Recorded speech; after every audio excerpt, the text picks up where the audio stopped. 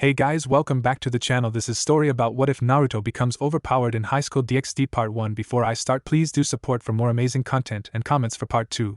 Do consider to subscribe my channel and share my video to your friends and check out the description as well. Let's start the video. The underworld, to most humans, would be described as a terrifying place where the vilest creatures reside in. And in some cases that would be true, for there were many dangerous and evil creatures lurking around. However, to the residents of the underworld it was their home, and just like any place, human world include, it had its good and bad. But for two underworld residents in particular, this was an extra special day, a day that would mark the beginning of a new chapter in their life. Gah! It hurts, Tabane. A woman with long red hair shouted with her eyes shut tightly and her beautiful face contorted in pain. Standing by her side was a handsome man with cropped blonde hair and lightly tanned skin. His blue eyes looked over his wife worriedly as he held her hand, hoping to offer her any form of comfort. I know it hurts, Kushina, but you can pull through it, the man said soothingly, but when he saw his wife open her eyes he had to hold back a shiver of fear. Two pools of violet were glaring at him, and it took all of his self-control and pride as a man to deny the frightened whimper that begged to escape from his lips. That's all you can say? You can pull though it? You knock me up and you can't even do a decent job comforting me? Damn it, why the hell did I marry you in the first place? The woman, now known as Kushina, shouted in a mix of pain and self-pity. Her husband hung his head down low at her harsh words as a rain cloud of depression hovered over him. If it wasn't for her vice-like grip on his hand, he would have gone searching for a nice quiet corner to sulk in. Now dear, that's just the pain talking. I know you don't mean THACK. He was interrupted as Kushina increased the pressure on his hand up to the point where they heard bones snapping. Don't go telling me what I mean, and don't mean, you bastard. I don't care if you are one of the four Satans, Ajuka. I will beat your ass to the ground if I have to, Kushina shouted before releasing a moan of pain. This time Ajuka released his whimper of pain. Man, pride be damned. He didn't care that he was one of the strongest devils, or beings, in world. His wife was scary as hell when she was angry, so he made sure to stay on her good side, but it seemed like today it was pointless to try, but he didn't care. Ajuka may have been on the receiving end of Kushina's sharp tongue, but he would bear it because once it was over the end results would be more than worth it. Kushina-sama, you are almost done. Just one final push, the doctor instructed, and Kushina gave him a tired nod. Oh, Okayoni, final push, the redhead muttered as she braced herself. 1 to 3 GH. Ajuka winced not only from his crushed hand but from the sound of her pained screams. But soon the screams were replaced with ragged breaths, and she relaxed her grip on his hand. Ajuka was about to ask if she was okay, but that's when it happened. A sudden cry filled the room and he froze. His eyes widened as his body stiffened. Ever so slowly he looked over his shoulder and found the source of the noise. Beelzebub-sama, I present to you your son, the doctor said with a smile as he walked towards the Satan carrying a small bundle wrapped in a blue blanket. Ajuka nodded slowly, still silent, as he raised his arms to accept the baby. He slowly moved the blanket so he could get a better look, and if he wasn't mute before he would have been struck speechless. To him his son was nothing less than perfection. He could make out a few tufts of blonde hair like his own, and judging by the way he kept squirming he could tell his son would be a regular ball of energy. Ajuka, can't stop hogging and let me see him, Kushina said groggily, but she was smiling as she watched her husband interact with their son. That seemed to have snapped the Satan out of his daze. Turning towards his wife he carefully handed her their son before muttering a soft sorry. It's fine, came Kushina's soft reply as she gently held her son. Oh, look at him. Just a few minutes old, and I can tell that he's going to grow up to be as handsome as his father. Ajuka smiled as he watched his hold the baby, eyes full of love. The sight of his wife and son was defiantly the most beautiful thing he has ever seen. And that's when it finally hit him. His wife and son, his son. He was a father. Oh sure, he knew months ahead that he would be a father, but this was different. Yes, when he first learned his wife was pregnant he imagined what it would be like to be a father, but to actually watch as his son rested in his mother's arms, to actually hear the cries and other noises he made, to actually hold his child in his arms, it was like nothing he's ever imagined. Unknowingly tears began to form in his eyes. He was called many things in his life. Beelzebub, Satan Blue, genius of the underworld, super devil, a war hero, and now he could add father to the list. In his opinion the last title was by far the best. Are you alright, Ajuka-kun? Kushina asked, turning her gaze away from her son towards her silent husband. I'm fine, Ajuka muttered softly as he took another look at his newborn son, and a radiant smile spread on his face. In fact, I'm better than fine. I'm a father. Kushina couldn't help but chuckle at the odd tone her husband spoke as he said that last sentence. He's beautiful, isn't he? She didn't receive a vocal answer, but she saw him nod. So what are we going to name him? Ajuka asked. Kushina hummed a bit before her eyes lit up. I know. How about Naruto? Ajuka turned to his wife with a raised brow. Kushina, I know you love ramen, but are you seriously going to name our son after a ramen topping? Baka, that's not what I meant. It also means maelstrom. Kushina huffed, rolling her eyes in annoyance. Ajuka was quiet as he thought about it before his lips twitched into a smile. Maelstrom, huh? Yes, that works, a strong name for a strong boy. See? I told you. Naruto Astaroth. she said, testing out their son's full name, as if knowing they were talking about him. The baby, now known as Naruto, opened his eyes to reveal two pools of blue reminiscent of his father's. Naruto scanned the room, but when his eyes landed on his parents, he broke into a fit of giggles as he clapped his hands. Guess he likes it, Ajuka said, listening to his son's laughter before the sound of knocking brought his attention towards the door. The door opened and a young man with long red hair peeked in. Hope we're not interrupting. Come on in, Sylvia, Ajuka said as his childhood friends and fellow Satan entered the room, followed by a silver-haired woman wearing a maid outfit. The woman's stoic face softened as she watched baby Naruto laughing gleefully as Kushina waved her fingers in front of him. Allow me to introduce my son, Naruto Astaroth. Your son is beautiful. Congratulations, Beelzebub-sama, Kushina-sama, the woman said, causing Kushina to pout. Mao, I told you before, Grafia-chan. There's no need for the sama. I thought we were friends. Kushina whined. Be that as it may, it would still be improper to address you without the proper respect. Grafia explained. It's no use, Kushina-chan. Grafia-chan is always so stiff and stuffy that I've stopped trying to get her to lighten up, Sylvia said with a smile before yelping in pain as Grafia pinched his cheek and pulled it. So I am stiff and stuffy because I have manners?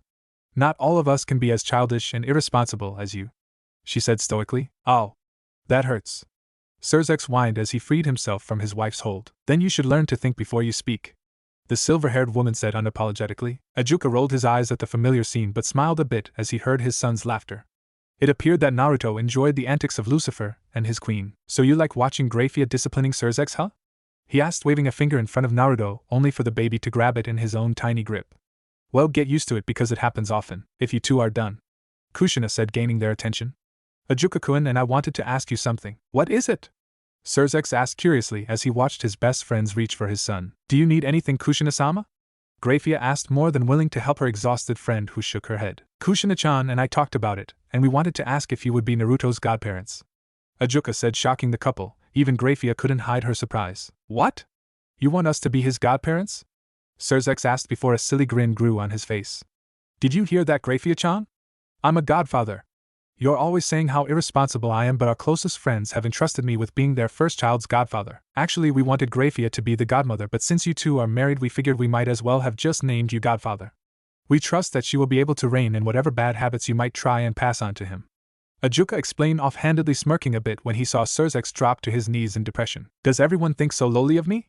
The red-headed Satan muttered to himself. Grafia rolled her eyes at her husband's immaturity but couldn't help but feel touched that she was chosen as Naruto's godmother. She made a mental vow that she would be the best godmother for this child. I would be honored, she said, bowing to them in thanks. Ajuka nodded in thanks before gazing back at his son, who seemed to have exerted all his energy. His chest filled with warmth as his son slowly closed his eyes and snuggled into his father's chest, basking in the warmth he provided. Ajuka adjusted his arms to help Naruto get more comfortable as he spoke in a soft, quiet voice so only his son could hear. My son, you have just been born, but I can already tell you will accomplish many things, and I know you will one day surpass me. Kushina Astaroth was walking down one of the many halls of her home with a smile on her face, greeting the servants that passed by. During her walk, her gaze fell upon a family portrait, and her smile grew even brighter as her eyes adopted a softer look. She paused in her steps as she took a moment to study the picture that the family took a few weeks ago. The picture was rather simple, but to her it was perfection. On the left was herself. Her vibrant red hair was tied into an elegant bun, and she wore a beautiful red gown that matched her hair perfectly. Standing by her side was her husband Ajuka. Usually the Satan hated wearing formal clothes, much like herself, but she forced him into something nicer for the occasion. He wore a simple black suit with a sapphire blue shirt and black tie. Standing in front of them was their 8-year-old son, grinning at the camera. He wore a red dress shirt and black dress pants. Each parent had a hand resting on a shoulder of their son as they smiled at the camera. Kushina couldn't help but release a loving sigh as she continued on her way. As she and her husband predicted, Naruto was a regular ball of energy, and while there were times when she felt like pulling her hair out, she couldn't deny that the last 8 years were some of the happiest years of her life, and she would be forever grateful to Ajuka for not only loving her but also for her wonderful son. Growing up, it was her greatest dream to have a family of her own, especially after what happened during the civil war between the descendants of the 4 great Satans who wanted to continue the war between devils, angels and fallen angels, and the anti-Satan faction who wanted to make peace and end all the violence. Kushina was originally from the house of Uzumaki. Her family was wiped out during the civil war. Heartbroken, she decided to join the war and fight against the old Satan faction who was responsible for her family's destruction. It was there that she met the 4 main figures of the opposing side: Sairaorg Gremory, Seraphal Citri, Falbium Glaciolabelas, and Ajuka Astaroth, a group of devils that would be known as the future Satans. During the time she was placed under the command of Ajuka, and she had to say that she was impressed at what she saw. He was a genius on and off the battlefield. Out of group of 4, she was glad that she was placed under the command of Ajuka because it gave them the chance to interact with each other, and as they got to know each other she soon found herself falling in love. Of course she never said anything because she knew the most important thing at the time was ending the war, so she kept her feelings at bay. And then came the day the war ended and they won. As one of the main reasons for winning, Ajuka was named one of the new 4 great Satans and given the title Beelzebub. This was met with mixed feelings for the red-headed devil. On one hand she was glad the war ended and she was very happy that Ajuka received such an honor, but on the other hand she couldn't help the feeling of depression that swelled up in her chest. Now that the war ended, everyone would move on and live their life, and Ajuka would have new responsibilities as a Satan, which meant that she would probably never see him again. So she was very surprised when Ajuka walked to her a few days after given his title of Beelzebub. Flashback. Kushina sighed sadly as she took one final look at the small village she was staying at. Seeing as the war was over, she really had no reason to stay here. During the war, the only real friend she made was a devil named Grafia, but she was currently living in the Gremory home as a maid, although she noticed that she seemed awfully close to Sairaorg, the new Lucifer. Seeing as her only friend had her future set, she decided to travel the underworld hoping to find her calling. She briefly thought of the idea of becoming a maid like Grafia before tossing that thought just as quickly as it appeared.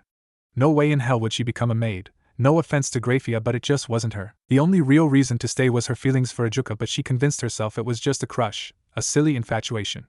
Besides, he was probably too busy with his new responsibilities to notice her. She was just about to leave for her journey when she heard someone calling out to her. Confused, she turned around only to widen her eyes when she saw Ajuka heading straight towards her. "What are you doing here, Beelzebub-sama?" Kushina asked with a confused look. Ajuka blinked a bit before looking at her with a frown. "Beelzebub-sama? What's with the formality?" he asked with a raised brow. Well, I just thought it would be improper to address you informally now that you're a Satan." "Congratulations, by the way," Kushina said. "Well, you can just drop it," Ajuka said, waving his hand dismissively. "As for what I'm doing here, I actually came to ask you something." Now this caught Kushina off guard. "Really? What is it? Can I court you?" he asked bluntly. Kushina's eyes widened to epic proportions as she tried to comprehend what she heard. Out of all the possible things he could have asked, she was most definitely not expecting that. What?" she asked, blushing madly. "I asked if I could court you," Ajuka repeated, looking at her with a raised brow as her blush deepened. What do you mean, court Tebane?" she squeaked. Oh dear God, she actually squeaked. Ajuka blinked in confusion at her question. He knew he was not the best when it came to emotions and reading people, and he knew he could be socially awkward, a result from his childhood as a recluse when he spent most of his free time inventing, but he thought his question was pretty clear. Court as in date. You know, like when a man courts a woman, it means he wants to be romantically involved with her, typically with the intention of marrying her. He explained, giving her the literal definition, hoping she would understand. Marry? Kushina repeated in a faint voice. What the hell was happening? 1 minute she was resolved in leaving this place forever with her intent of burying and forgetting her feelings for Ajuka, and then the next minute said devil appears out of nowhere talking about courting and marriage. Well, not now, of course, Ajuka said, scratching the back of his head before shrugging. But in the future, who knows? It's a possibility. Kushina fell silent as she tried to process what was happening. Finally she settled with her usual backup plan when she failed to think of something. Gah! Ajuka screamed in pain when Kushina's fist made contact with his jaw with enough force to send him crashing into a nearby wall. Hit first, ask questions later. If you didn't want to be courted, you could have just said so. No need to hit me, Ajuka muttered as he rubbed his jaw, but honestly he was pretty disappointed that she didn't want to go out with him. Hearing this caused Kushina's eyes to widen as she realized what her action must have implied. Wait, no. That's not what I mean, stupid. The man you have feelings for and can't stop thinking about asks you out, and what do? You hit him. Baka. Baka. Baka, she mentally chided herself, hoping to salvage the satiation. It isn't? Ajuka asked with confusion. So if getting hit didn't mean no, then did that mean she would want to go out with him? Strange. As far as he could tell, physical violence was always a negative thing, but according to her she didn't say no. Did that mean that when people mean yes they'd punch each other?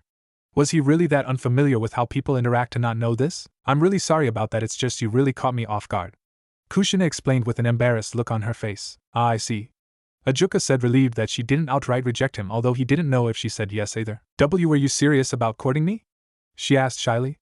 On the battlefield she was a brave and fierce warrior, but when it came to matters of the heart she had no idea how to act. Yes, I was.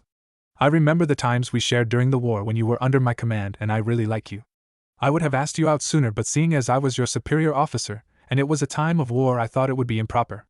Then came the ceremony naming the new Satans and repairing all the damages done by the war. I just didn't have time to find you, Ajuka answered. I see, Kushina said, smiling a little.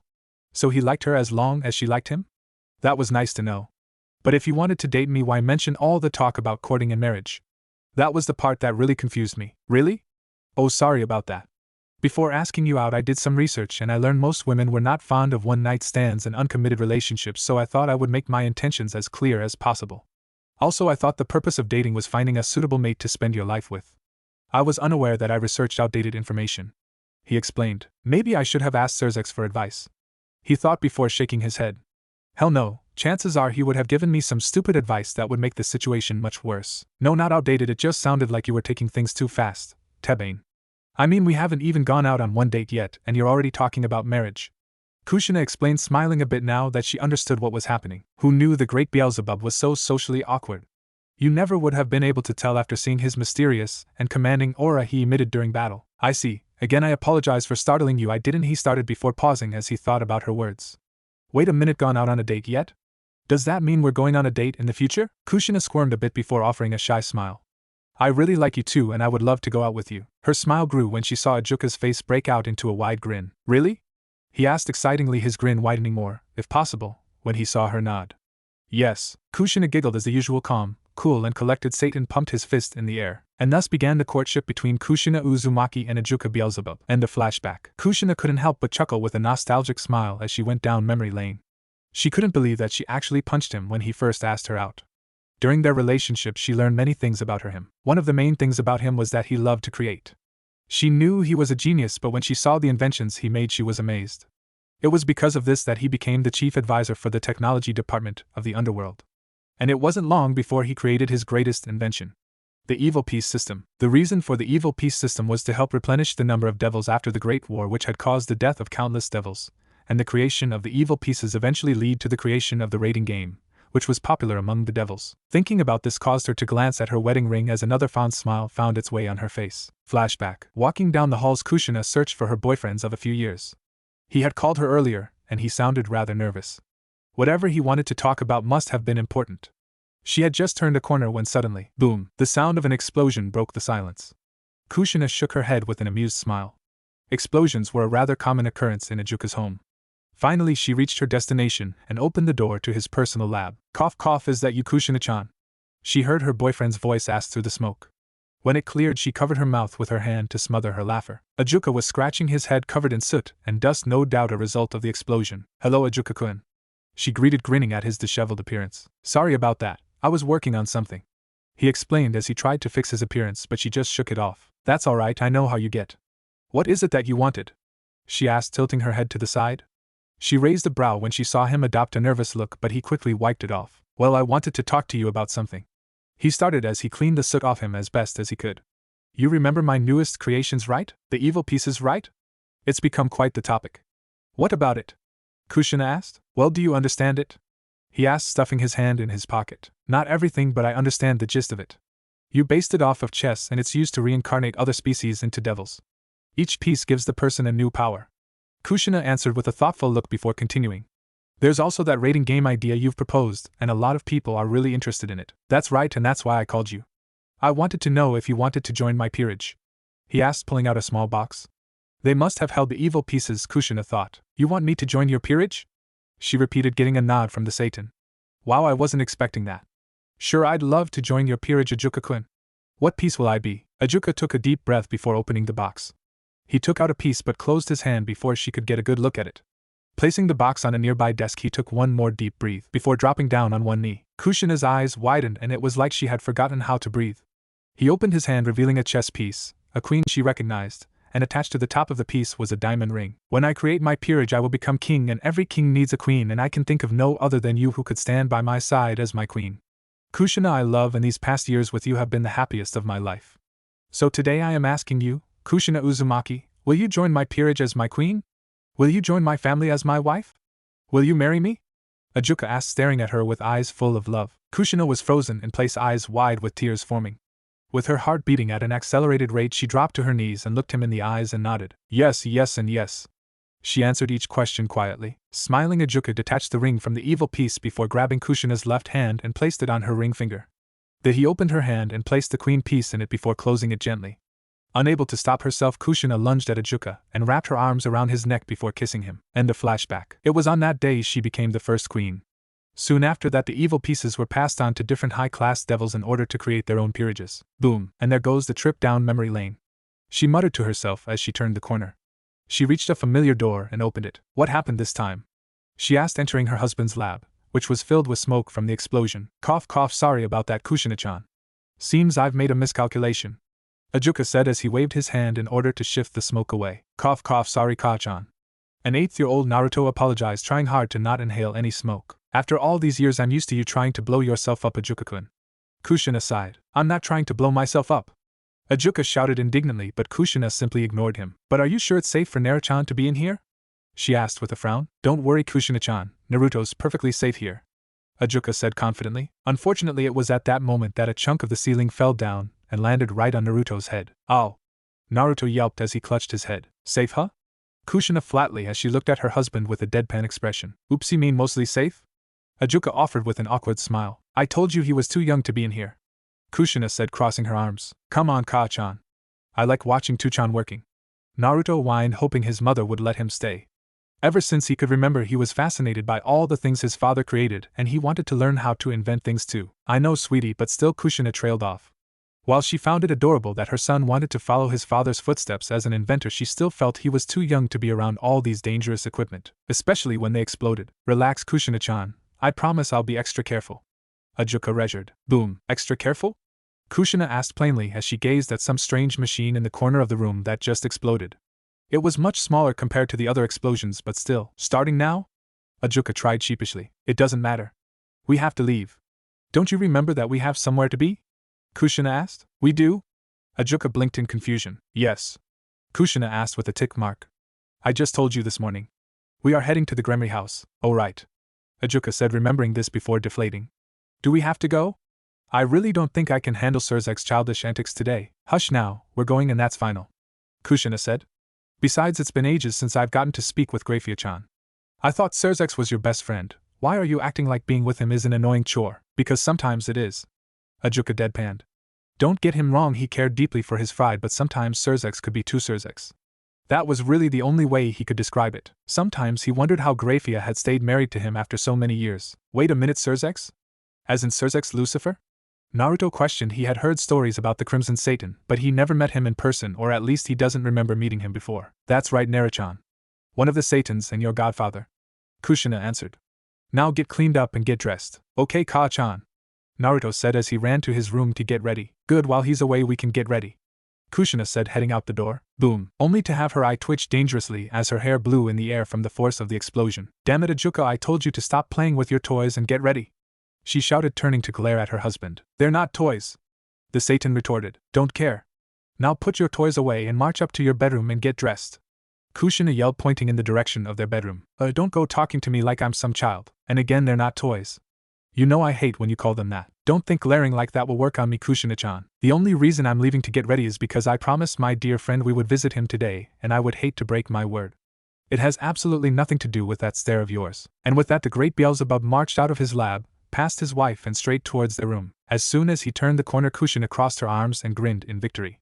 He may be one of the strongest and influential figures in the underworld, but it was nice that he knew who wore the pants in their marriage. This is so exciting. I get to meet another Satan, Naruto said excitingly as he looked out the window of the carriage they were riding to the Gremory house. Don't get too excited, son. It will only lead you to disappointment when you actually meet him, Ajuka explained, only to receive a slap in the head courtesy of his wife.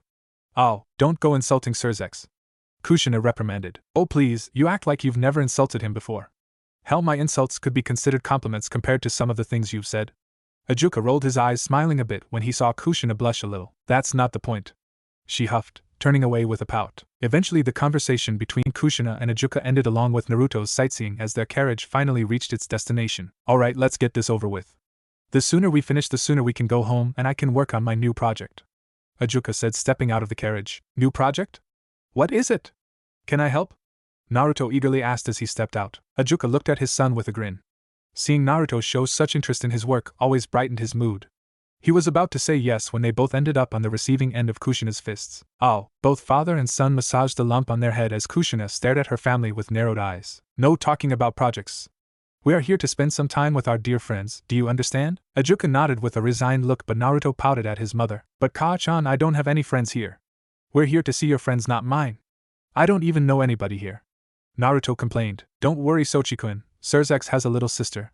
She may be 2 years younger than you, but I'm sure you'll get along. Kushina said. Really? Naruto blinked.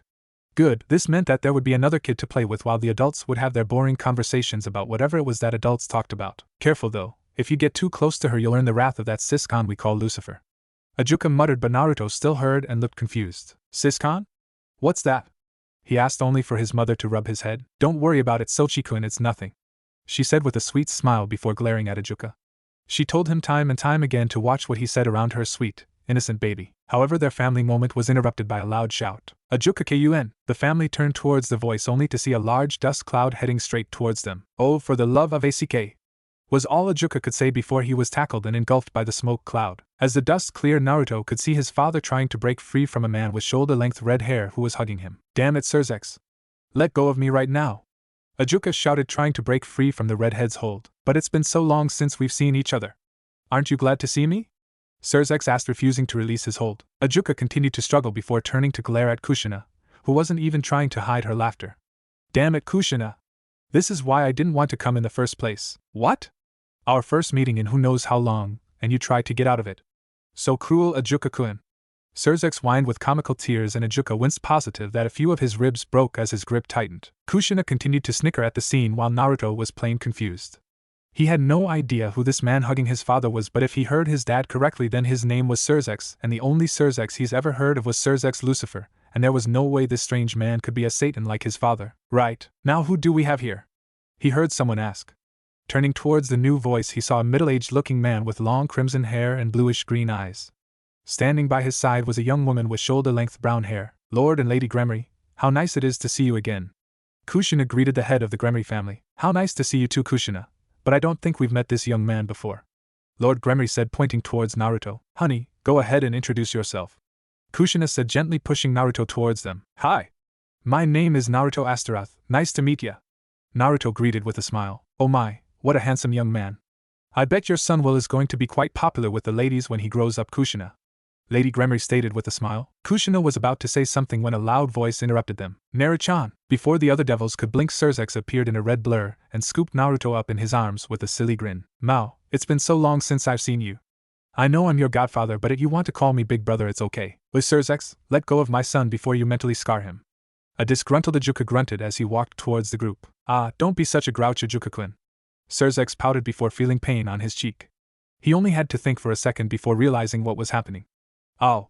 It hurts, Grafia. Well, if you behaved and acted like the mature, responsible Satan you are supposed to be, then I wouldn't have to do this.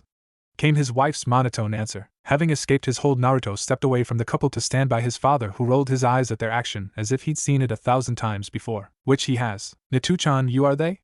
Naruto asked. Those are your godparents, Grafia and Surzex. Ajuka answered. Wait, Surzex Lucifer? As in Surzex Lucifer the Satan? Naruto asked with a perplexed look. Why, yes, I am. Surzex said as he freed himself from his wife's hold. Why do you look surprised? Oh, I understand. You must have been struck speechless to be in the presence of someone as awesome as myself. No, that's not it. It's just I thought the other Satans would be super cool and badass like Tu-chan, but you kind of remind me of a clown. Naruto answered honestly. There was a moment of silence. Ha ha ha ha ha. That was broken by Ajuka, who threw his head back, not even trying to hide his laughter. Kushina covered her mouth to try and suppress her giggles, but it was a difficult task to do. Lord and Lady Gremory chuckled in amusement, and while Grafia didn't make a sound, her lips twitched into the tiniest of smiles and her eyes danced with mirth. And Surzex, a clown? The Crimson Satan muttered to himself as he fell on his knees, an aura of depression hovering over him. He's the one you called a Siscon, right? He asked. Remember what Ajuka said in the carriage? I thought we were best friends, Ajuka-kun. How could you tell your son such lies about me? Surzex shouted, pointing an accusatory finger at his fellow Satan. But it isn't a lie. Every adult thought, looking at Surzex with blank looks. Sighing at her husband's embarrassing, and usual, behavior, Grafia bowed to the Astaroth family. I apologize on behalf of my husband's behavior. It's okay, Grafia. We are more than used to how he acts, no matter how sad that may be. Ajuka said, muttering the last bit before looking at Naruto. Naruto, say hello to you, godmother. Hi, nice to meet you. Naruto greeted with a grin. It is nice to see you again, Naruto-sama. You have grown a lot since I last saw you. Grafia commented. Naruto-sama? Why did you ask Sama to my name? Naruto asked in confusion. It is because you are a high-class devil and the son of 2 very important devils. It would only be proper to address you in such a manner. Grafia answered. But I'm only 8. It's not like I did anything super important to get called that. Naruto protested. He may have been young, but from the lessons his parents made him take, he knew Sama was a suffix you used on someone who deserved the utmost respect. He also knew that he did nothing to deserve such respect, and he did not want to mooch of his parents' fame and success. Perhaps, but it would still be improper to address you in any other manner. Grafia insisted. Now, why do you have to be so serious, Grafia-chan? Just drop the act and hug my son like you want to. Kushina complained. I assure you that this is no act, Kushina-sama. Grafia replied, causing Kushina to cry anime tears. We're supposed to be best friends, Grafia-chan, and best friends don't talk so formally with each other. The red-headed woman whined. Ka-chan, Tu-chan, what's going on? A young girl's voice asked. Naruto turned towards the newcomer and saw a young girl with long red hair. Ah, Rias, what good timing. Come and meet our guests. Lord Gremory said, smiling at his daughter. Who are they? Rias asked, titling her head to the side. She knew who Ajuka was because her big brother brought her to an meeting for the Satans, and he introduced her to them, including Beelzebub. Rias, this is Ajuka-sama's wife Kushina Astaroth, and their son Naruto. Her mother introduced. Well, hello there, Rias-chan. It's nice to meet you. Kushina greeted with a smile. It's nice to meet you too, miss. The young girl greeted with a bow. Rias-chan, why don't you take Naruto inside and play while we grown-ups talk? Lord Gremory suggested. Rias blinked at her mother before smiling and nodding. It looked like she would get a new friend today. Walking over to the older blonde, she grabbed his hand and began to pull him inside. Okay. Let's go, Naruto. I have a bunch of toys we can play with in my room, she cried excitingly. The only time she got to play with another kid was when her friend Sona visited, and while she enjoyed spending time with the Citri heir, sometimes she could be a bit too serious. Naruto looked at her and then at his mother, silently asking for the go-ahead. Seeing this, Kushina smiled. It's okay, Naruto-chan. We grown-ups are just going to take for a bit, so go have fun with your new friend. Kushina said, causing the blonde to smile. Okay, see you later, Ka-chan. He said before he and Rias ran off to have some fun. Wait, was that Rias-tan? Come back, Rias-tan! Sairaorg shouted after just noticing his sister's sudden appearance, and exit only to get hit in the head by his wife. Behave, was all she said as Sairaorg laid on the ground nursing the lump on his head. Your creepy obsession with your sister aside, let's get down to business. Ajuka said, only to join Sairaorg on the ground with a matching lump courtesy of Kushina. We're not here for business, we're here to speak with friends, so lighten up. Kushina said. Off on the sides, Lord and Lady Gremory could only sweat drop at the sight of the two most powerful devils lying down on the ground, being bossed around by their wives, each sharing the same thought. Whipped. So you're the heir of the Gremory clan, right? Naruto asked as they walked down the hall. Yup. When Tu-chan and Ka-chan are done leading the family, it will be my turn, Rias explained with a smile before looking at Naruto. What about you? Are you the Astaroth heir? No, my uncle Diodora is the heir, but if anything happens that leaves him unable to fulfill his duties, I would be next in line, Naruto answered with a frown. He met his uncle once, and he could honestly say that he didn't like him. He felt a weird vibe from the man, not to mention things were always tense and uncomfortable when he was in the same room as his father. I see. Anyway, here we are, Rias exclaimed as she opened the door to her room. Naruto gazed at the room and he surprised at what he saw. The walls of her room were covered with different anime posters. Plushies of different characters were scattered throughout the room, and he even saw piles of CDs and DVDs. So what do you think? Rias asked, seeing her new friend's surprised look. Otaku was the only thing that passed his lips. Hearing this caused Rias' shoulders to slump, and it looked like she would cry at any moment as she spoke in a small voice. I'm sorry. Why are you sorry? Naruto asked in confusion. You're probably not into this stuff, but I was so excited about making a new friend I didn't think. You probably think I'm a weirdo, she muttered. Not really, Naruto answered right away, gaining her attention. My room's kind of the same, but instead of anime stuff, it's filled with blueprints, drawings, and different models. Really? Yeah, my dad's like the best inventor ever and I want to be just as good as him, but he says I'm too young to work with tools by myself, so he buys me models to make instead. And the drawing and blueprints are things I want to try and build when I get older, Naruto answered. So you don't think I'm a weirdo? She asked hopefully. Maybe her anime obsession didn't scare him off, after all. Nope, to tell you the truth, I've never watched an anime before, so I can't really judge. The blonde shrugged. What? Only to take a step back at Rias' loud shout. Amaive never watched an anime before, he repeated unsurely. Rias looked at him in unmasked astonishment. She could tell Naruto was older than her, which meant that he's been alive longer than her. And in all that time he's never watched an anime? She would have to fix that. Come on. We can watch one now, she said as she dragged him towards the large TV and put a DVD into the player. Naruto sat down and looked somewhat interested. The anime she chose was something called Gundam, whatever that was. So she possesses the power of destruction? Ajuka asked, rubbing his chin thoughtfully. Yes, we were quite surprised when she first shown sides of it. Almost blew off Beowulf's head, Sairaorg said, chuckling a bit. Rias' power was too weak to cause any real damage to his pawn, but the look on Beowulf's face was priceless. What about Naruto-chan? Right now he's got a good grasp on the basics, but it seems like he's focused on proving the saying like father like son. Kushina answered. What do you mean? Grafia asked curiously. Naruto's shown interests in my work. He's always in my lab watching me when I work on a project. Sometimes he helps, but most of the time he's watching and studying. Ajuka explained with a smile. Mao, if that keeps happening then he's going to become a boring recluse like you. Surzex complained, earning a dirty look from his friend. You might want to watch your back, Ajuka. Naruchan might just sneak up on you and steal your place in the technology department from right under your nose. Lord Gremory teased. However, it was at that time that they were interrupted. Boom. Oh, you have got to be kidding, Kushina groaned in disbelief. What was that? Grafia asked urgently, thinking the house was under attack. Has someone broken in? Lord Gremory asked, standing up from his seat. This is your fault. He gets it from you.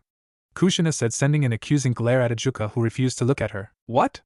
The others asked, confused, wondering why they were so calm. Better go see what happened. Kushina muttered as she stood up and headed towards the sound of the explosion, her husband following her. The other adults still looked confused at Kushina's unconcerned attitude before following her. They reached the destination and the Gremory family tensed when they saw that it came from Ria's room. Kushina opened the door and waved her hand, trying to redirect the smoke from entering her lungs. Naruto, you have some explaining to do. Kushina said sternly with her hands on her hips. Cough cough, sorry Ka-chan, I didn't mean for the TV to explode. Naruto tried to explain as the smoke cleared, revealing a pair of disheveled kids, a destroyed room and a television that was on fire. How? Kushina asked tiredly. Well, Rias-chan was showing me this anime called Gundam and I got to thinking, how cool would it be to have a giant robot, especially during a raiding game? She agreed with me, so we started looking for things to make a Gundam out. Oh, and the TV was the only thing we could think of. I think I crossed the wrong wires though because it blew up. Naruto explained, not looking into his mother's eyes. The adults were stunned, speechless at his answer. Ha ha, or at least they were until Surzex fell on the ground laughing. He tried to make a Gundam out of a television, and it exploded. I don't think I've heard that one before. He said, gasping for air. I'm really sorry about that. Please don't be mad at Rias-chan, it was all my idea. Naruto said, hoping to shift any blame from his friend, but the young redhead shook her head. No, if Naruto-kun's in trouble then so am I. I agreed with his idea, so it's just as much my fault as his. Calm down. No one was harmed, so no one's in trouble. Lord Gremory reassured. He was just glad the children were unharmed. No, I think I'm still in trouble. Naruto noticed the annoyed look in his mother's eyes. Well, it appears that we've caused enough damage. Besides, it's getting late, so we should probably head home. Ajuka said. What? But it feels like you just got here. Surzex complained, standing back on his feet. And I barely got to spend any time with Naruchan, and for that I am very grateful. Ajuka said straightforwardly, causing Surzex's head to drop. Very well. It was a pleasure to see you again. Hopefully you'll be able to visit again soon. Lady Gremory said with a smile. Bye Naruto-kun, and I had lots of fun. Rias said, waving at the retreating blonde who was following his parents out. See ya around, Rias-chan. Naruto waved back, smiling. That smile was wiped off when he entered the carriage and met Kushina's angry glare. Grounded, was her only response. How long? Naruto asked, knowing there was no use in trying to get out of it. For 1 month you are not allowed to enter your father's lab. What? Naruto and Ajuka asked with a horrified look. You heard me, and don't give me that look, Ajuka. You're the one who taught him how to blow things up, and he decided to blow up a room in our friend's home. Kushina said, crossing his arms. I don't blow things up on purpose. I didn't blow it up on purpose. A 9-year-old Naruto cursed as he rolled out of the way to avoid getting hit by a magic blast from his mother. Pretty good reflexes, Naruchan, but you're going to have to do better than that, Kushina said in a sing-song voice as she raised her arm open-palmed. Next thing he knew, 3 chains made of magic shot out of her palm and were heading right for him. Oh shit. He muttered as he tried to dodge, but one of the chains wrapped around his ankle. Gotcha. Kushina smirked before pulling her arm back, forcing Naruto to come flying towards her. She began to swing her arm in a circle, and Naruto was forced to follow thanks to the chain. Ayaha! He screamed as he was being swung around like a rag doll. The chains began to glow a bright white before dispersing, and with nothing to restrain him, Naruto was sent flying until he crashed into a wall, creating a Naruto-shaped crater. Ow! He muttered as he fell to the ground with a thud. Guess we will call it a day, huh, Naruchan? Kushina asked as she walked towards her son. And no wa Ka-chan. Naruto said, standing up on shaky legs. It was obvious that he was still dizzy from Kushina's last move. I can keep going. Maybe, but I don't want you to overexert yourself. Kushina said, but I need to train Ka-chan. I'll be getting my evil pieces soon, so I need to get stronger. Naruto tried to protest. A high-class pure-blood devil would receive their evil pieces when they turned 10. So in about a year he could start forming his peerage, but he needed to be stronger. He was the son of 2 powerful and influential devils, and one of them was a Satan, so he had some pretty big shoes to fill, but he was confident he could do it.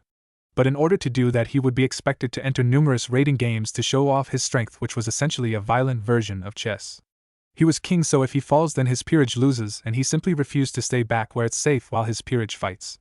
He would not be that kind of king. He would fight alongside his allies and win with them, which is why he asked his parents to train him. Relax, Naruto, you are very strong for your age. Kushina reassured, causing Naruto to ease a bit. Really? Yes, really.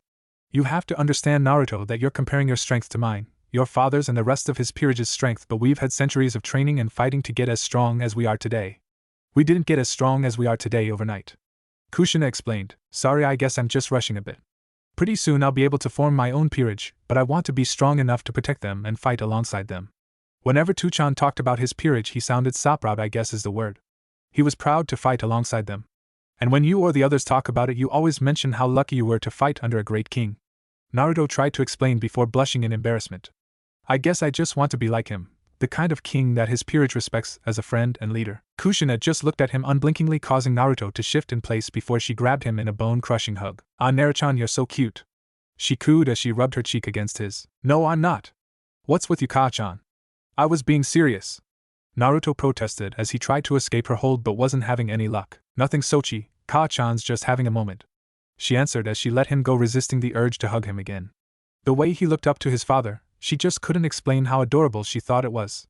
Now go get cleaned up, we're having company today. Naruto looked at her, tilting his head in confusion. We are? Who? The Gremory clan? It had been about a month since he last saw Rias. Ever since their first meeting they would often visit each other.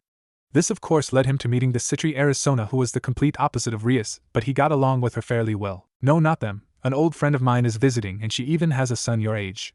Kushina said as she led Naruto out of the training room. Really? Naruto asked with wide eyes. The only friends he had that were around his age were Rias and Sona, and while they were good company he couldn't help but wish he had a friend who was a guy. Yes, and from what I hear he is pretty strong for his age, just like you. Who knows, maybe by the end of the day you'll have a new training buddy. Kushina mused. Now go to your room and get ready. Alright. Naruto said as he ran ahead of his mother. Misla, it's nice to meet you again.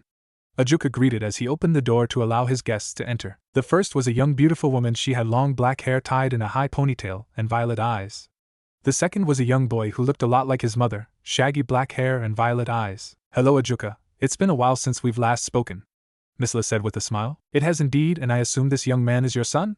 He asked, nodding to the boy who remained silent. He is. Come now, Sochi, introduce yourself. Misla said, nudging the boy. Hello, Beelzebub-sama. My name is Sairaorg Bale. Thank you for allowing us in your home.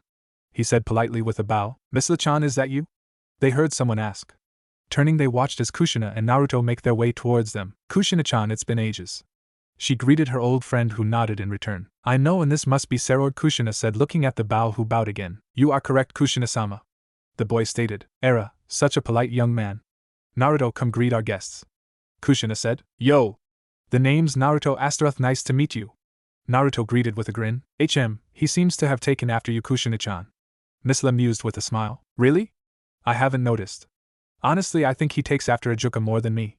Kushina admitted. Oh, that's right.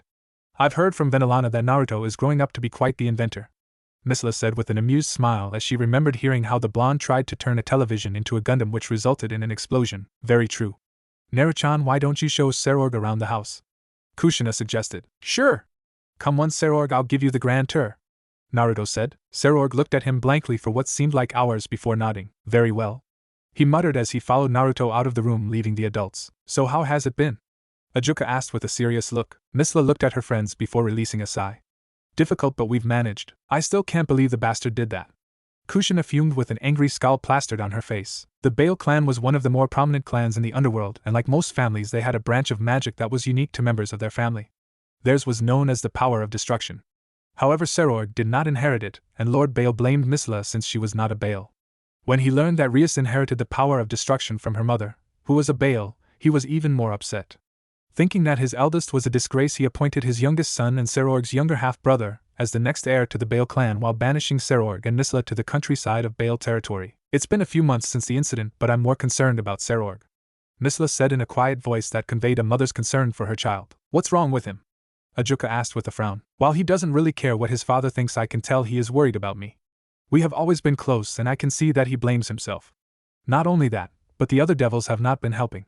They have constantly ridiculed him, and I can tell that it's starting to get to him. She explained, her eyes downcast. I see a lot has happened to him despite being so young.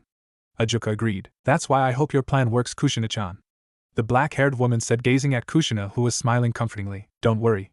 Sometimes when life knocks you off your feet, you just need a good friend to help you stand. she explained, still smiling. You may be right. Misla agreed with a hopeful smile. Maybe having a friend would lift up her son's spirit. And this is the training room. If I'm not in my room or my dad's lab, then I'm usually in here, Naruto said as he led Sairaorg into the training room. Sairaorg studied the room before glancing at Naruto. If it is alright with you and your parents, I would like to stay here and use the room for the remainder of my visit, he said in a rather stiff voice. Yohai, sure, Naruto said in a wary voice. He frowned as he watched Sairaorg walk towards one of the weight stands and began some heavy lifting. During the tour, Sairaorg barely spoke to him, and when he did, it was usually one-word answers and he spoke in a clipped tone. He was hoping to become friends with him, but he was making it rather difficult. Damn, it was so much easier becoming friends with Rias and Sona, he thought with a frown before walking towards the other boy and picked up his own set of weights. So what's the Bale clan like? He asked, hoping to start a conversation. He raised a brow when he noticed Sairaorg tensing up and his eyes narrowed, but he didn't say a word. I heard that they're one of the strongest clans, right? He tried again but was once again met with silence. Hey, where's your dad? How come he didn't show up with you and your mom? He tried once again. This time though he got an answer. It was so quiet that Naruto couldn't hear him. Sorry, but I didn't catch that, he said, and was surprised by the angry glare Sairaorg shot him. I said shut up, he growled, causing Naruto to frown. Oh, I'm just trying to be nice here. No need to act like a jerk, he said, getting a bit irritated. He tried to be friendly with his guy and was only met with the silent treatment. Now he finally talks and he gives him the attitude? Nice? Sairaorg scoffed. Bullshit. You're just mocking me like everyone else. Mocking you? I'm just asking you some questions. How the hell is that mocking you? Naruto asked with narrowed eyes. Shut up. I don't care if you're some Satan's brat. I'm not going to just stand still and take this, Sairaorg growled as he dropped his weights. Some Satan's brat? Naruto hissed back with a glare. Alright, I've tried to be nice, but you're seriously pissing me off. The same could be said about you, buddy, Sairaorg shot back. The two continued to glare at each other until some sort of invisible signal went off. Bam! Both boys' heads snapped back from the punch they received. Sairaorg was the first to recover and delivered a solid punch to Naruto's stomach, causing him to lurch forward. Clasping his hands together, Sairaorg slammed both hands into the back of Naruto's head, causing him to crash into the ground. Naruto wasn't going to take this without fighting back though. He grabbed Sairaorg's ankle and pulled, causing the other boy to lose balance and fall. Sairaorg tried to roll away, but Naruto jumped to his feet and landed a kick to his side. Not bad, Sairaorg admitted before getting back up and charging. He cocked his fist back and aimed a punch at Naruto's face, planning to knock his head off. The blonde had other plans though. He moved his head to the side, narrowly avoiding the blow, but he used Sairaorg's momentum against him. He grabbed his arm and threw the boy over his shoulder, who grunted in pain as he connected with the ground. Come on, jackass. With that attitude earlier, I expected more from you, Naruto taunted. Don't get cocky, Sairaorg said with a frown as he stood up. I was just warming up. Before Naruto could blink, he felt a wave of pain hit him. He looked down to see a fist lodged in his gut. Fast was the only thing Naruto could think of before the fist left, only to be replaced by a knee strike. And strong, he thought, before he was sent flying away before crashing into a nearby wall. He absently noticed it was right next to the crater he made when his mother threw him at the wall earlier. I have to say I'm disappointed. I expected more out of Beelzebub-sama's son, Sairaorg stated with his arm crossed. You've barely spoken to me, but whenever you do, you always address me as my father's son, Naruto growled as he stood up and got into a fighting stance. My name's Naruto, you ass, so you better start sing it. Are we here to talk or fight? Sairaorg said, getting into his own fighting stance. Nothing more was said as the two boys charged at each other. The room was filled with grunts and the sounds of impact as the two boys exchanged punches, kicks and headbutts. Naruto winced after receiving a pretty hard uppercut and countered with a roundhouse kick. Sairaorg recoiled a bit but didn't move from his spot. He shot his arm out and grabbed the collar of Naruto's shirt before hitting him with a devastating headbutt. Gah! Naruto yelped before casting a spell. A small magic circle appeared in front of his hand before it was engulfed in fire. Take this, bitch! Naruto shouted as he hit Sairaorg's chin with a blazing open palm strike. Sairaorg staggered a bit, and Naruto took this opening as a chance to start his comeback. He first hit a roundhouse kick that was able to connect with Sairaorg's chest. The moment his foot hit the ground, he spun around to build some momentum and simultaneously hitting him with a right elbow to the chest and a left punch to the stomach. Arg! Sairaorg grunted in pain before digging his foot down and hitting Naruto with a straight left punch, but before Naruto was pushed back, he grabbed his shirt and followed with a right. Naruto spit out a glob of blood before grabbing a hold of Sairaorg's shirt in a similar hold as his. The two shared one more glare before they entered a punching contest with their free hand. Blow after blow, punch after punch, hit after hit. Soon their faces looked as if they were just giant bruises, but neither would give up. Both faces scrunched in annoyance as they simultaneously cocked their fists back. Just go down already! They both shouted, nailing the other with their fists. It seems that their endurance finally fell as they released their hold on the other and fell to the ground. Both were breathing heavily as they stared at the ceiling, too tired and hurt to even try and get up. Naruto had to admit that Sairaorg was very strong for his age. Physically, he was levels ahead of Naruto, and the only thing that let his continue on was a combination of his will to continue and his stubbornness on refusing to give up. Draw? Naruto asked tiredly. Draw. Sairaorg agreed. So mind telling me what I said that pissed you off? Naruto asked, neither bother to get up. You were making fun of me and my situation. Sairaorg answered, causing Naruto to frown. How was I insulting you? When my mother told me a boy my age would be coming over, I was hoping I could be friends with him since I don't have many friends my age. But when I tried to talk to you, you barely said a word. I just asked a few questions to try and get to know you. Naruto explained, wondering how he offended him. You mean you don't know? Sairaorg asked after a moment of silence. No what? Naruto asked, turning his head a bit to get a better look at the boy. When you asked about the Bale clan and my father, it made me angry. Something recently happened to my mother, and it is because of them. He answered, wondering if he should continue. After a moment of thought, he sighed and decided he might as well explain why he got so mad that he started a fight. Have you heard about the power of destruction? Yeah, my friend Rias has that ability. Why? Naruto said, remembering his red-headed friend showing him the destructive power of her magic. The power of destruction was originally from the Bale clan. The reason Rias can use it is because her mother was originally a Bale before she married into the Gremory. He explained. Huh, so that would make you two cousins or something? Naruto asked curiously. Pretty much, but unlike her, I did not inherit the power of destruction, and my father was not pleased with that. Sairaorg said with a frown. He thought it was a disgrace for the Bale heir to not have the power of destruction. Once he found out the Gremory heiress could use it, it upset him even more. He blamed my mother for giving birth to what he considered a useless heir, so he banished us from the main house. Now we're forced to live in the countryside at the very edge of the Bale lands. If being kicked out of our home wasn't bad enough, we also have to do with the constant insults and mistreatment from the other devils. When you kept asking about the Bale clan, I thought you were making fun of my situation. I see. I'm sorry about asking about such a sensitive topic, Naruto said after absorbing what he just heard. It wasn't your fault, you didn't know. I apologize for jumping to conclusions and letting my anger get the best of me, Sairaorg said, but if you want my opinion, you don't need the power of destruction, Naruto said with a thoughtful expression. What? Sairaorg looked at Naruto confused. I mean, you were really strong, and it was just hand-to-hand combat. I can only imagine how much stronger you'll get when you're older. Plus, there are a lot of other things you can learn to get stronger too, Naruto said, and Sairaorg actually smiled for the first time since he came here. Thanks, you were pretty good too, Sairaorg complimented. No matter what I tried, you just wouldn't stay down. Naruto-chan. Sairaorg. Where are you? They heard Kushina asked from outside the training room. Oh. Naruto muttered, not looking forward to this. Did you find them, Kushina-chan?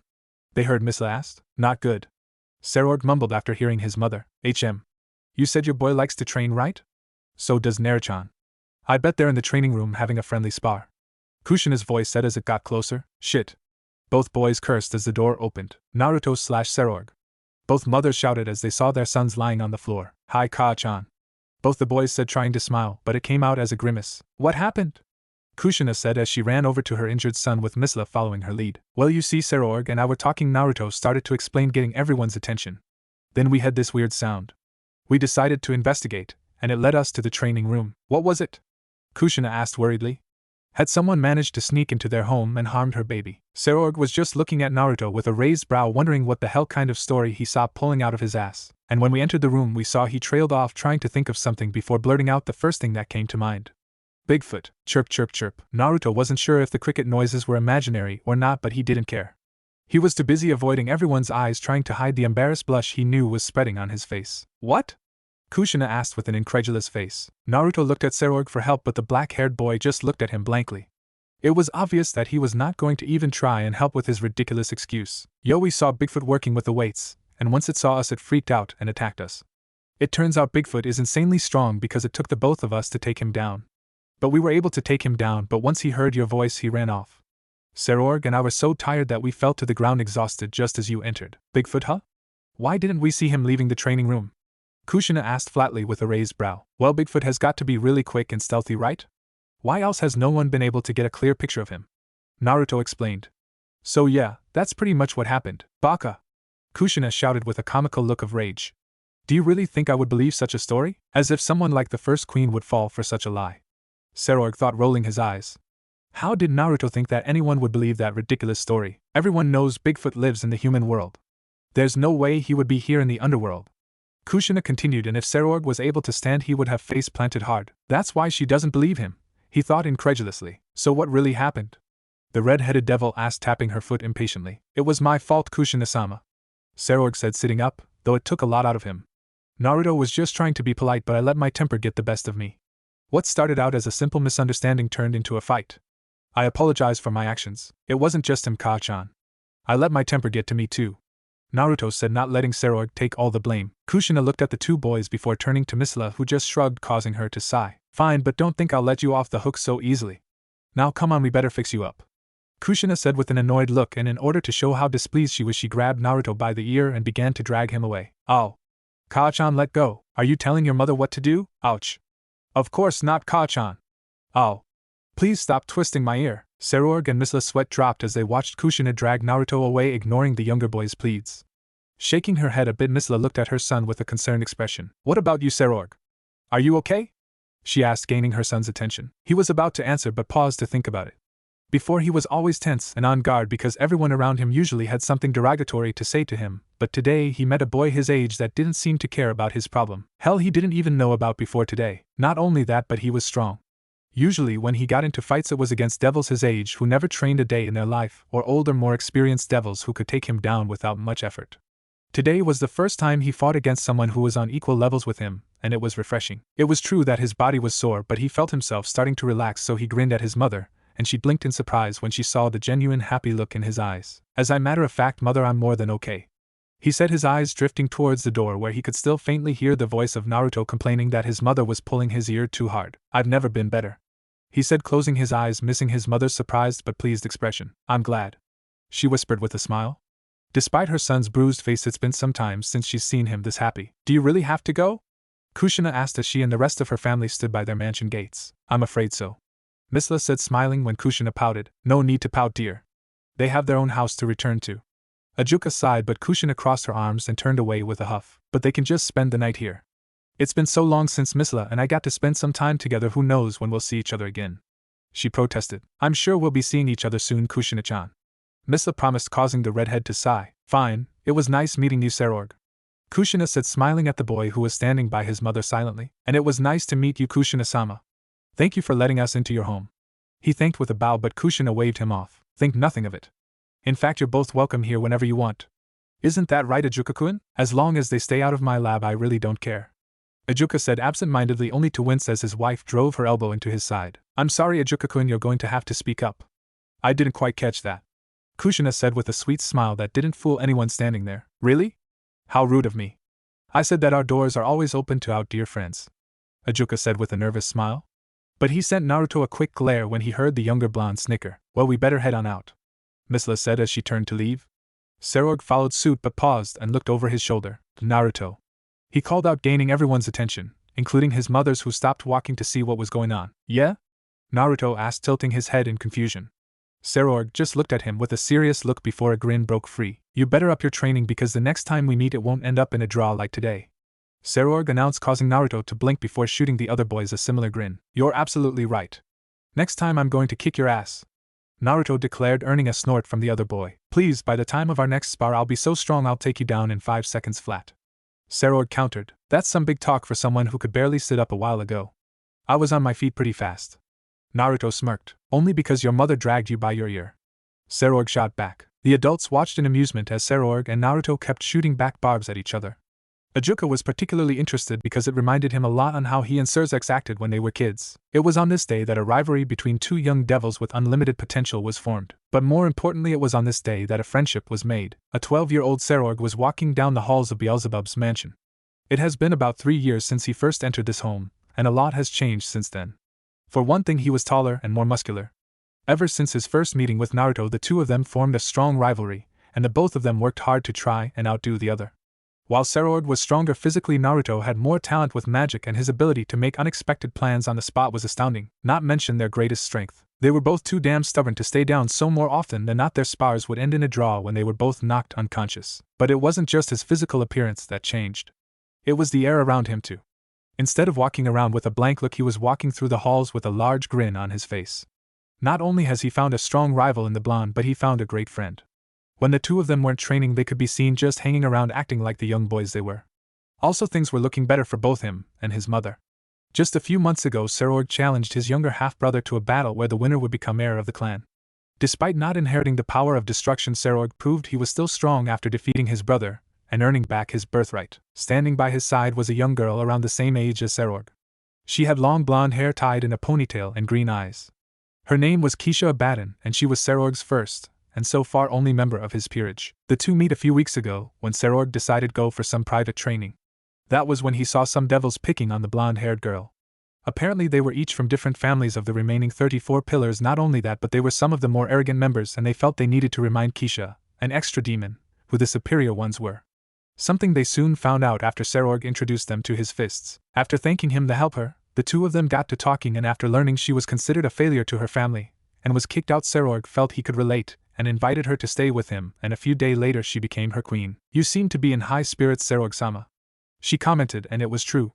From what she's seen, her king was a very positive person, but his mood seemed to have gone brighter when they entered the house. "I suppose so. It's been about a month or so since I've last seen Naruto," Sairaorg explained as if that was the answer.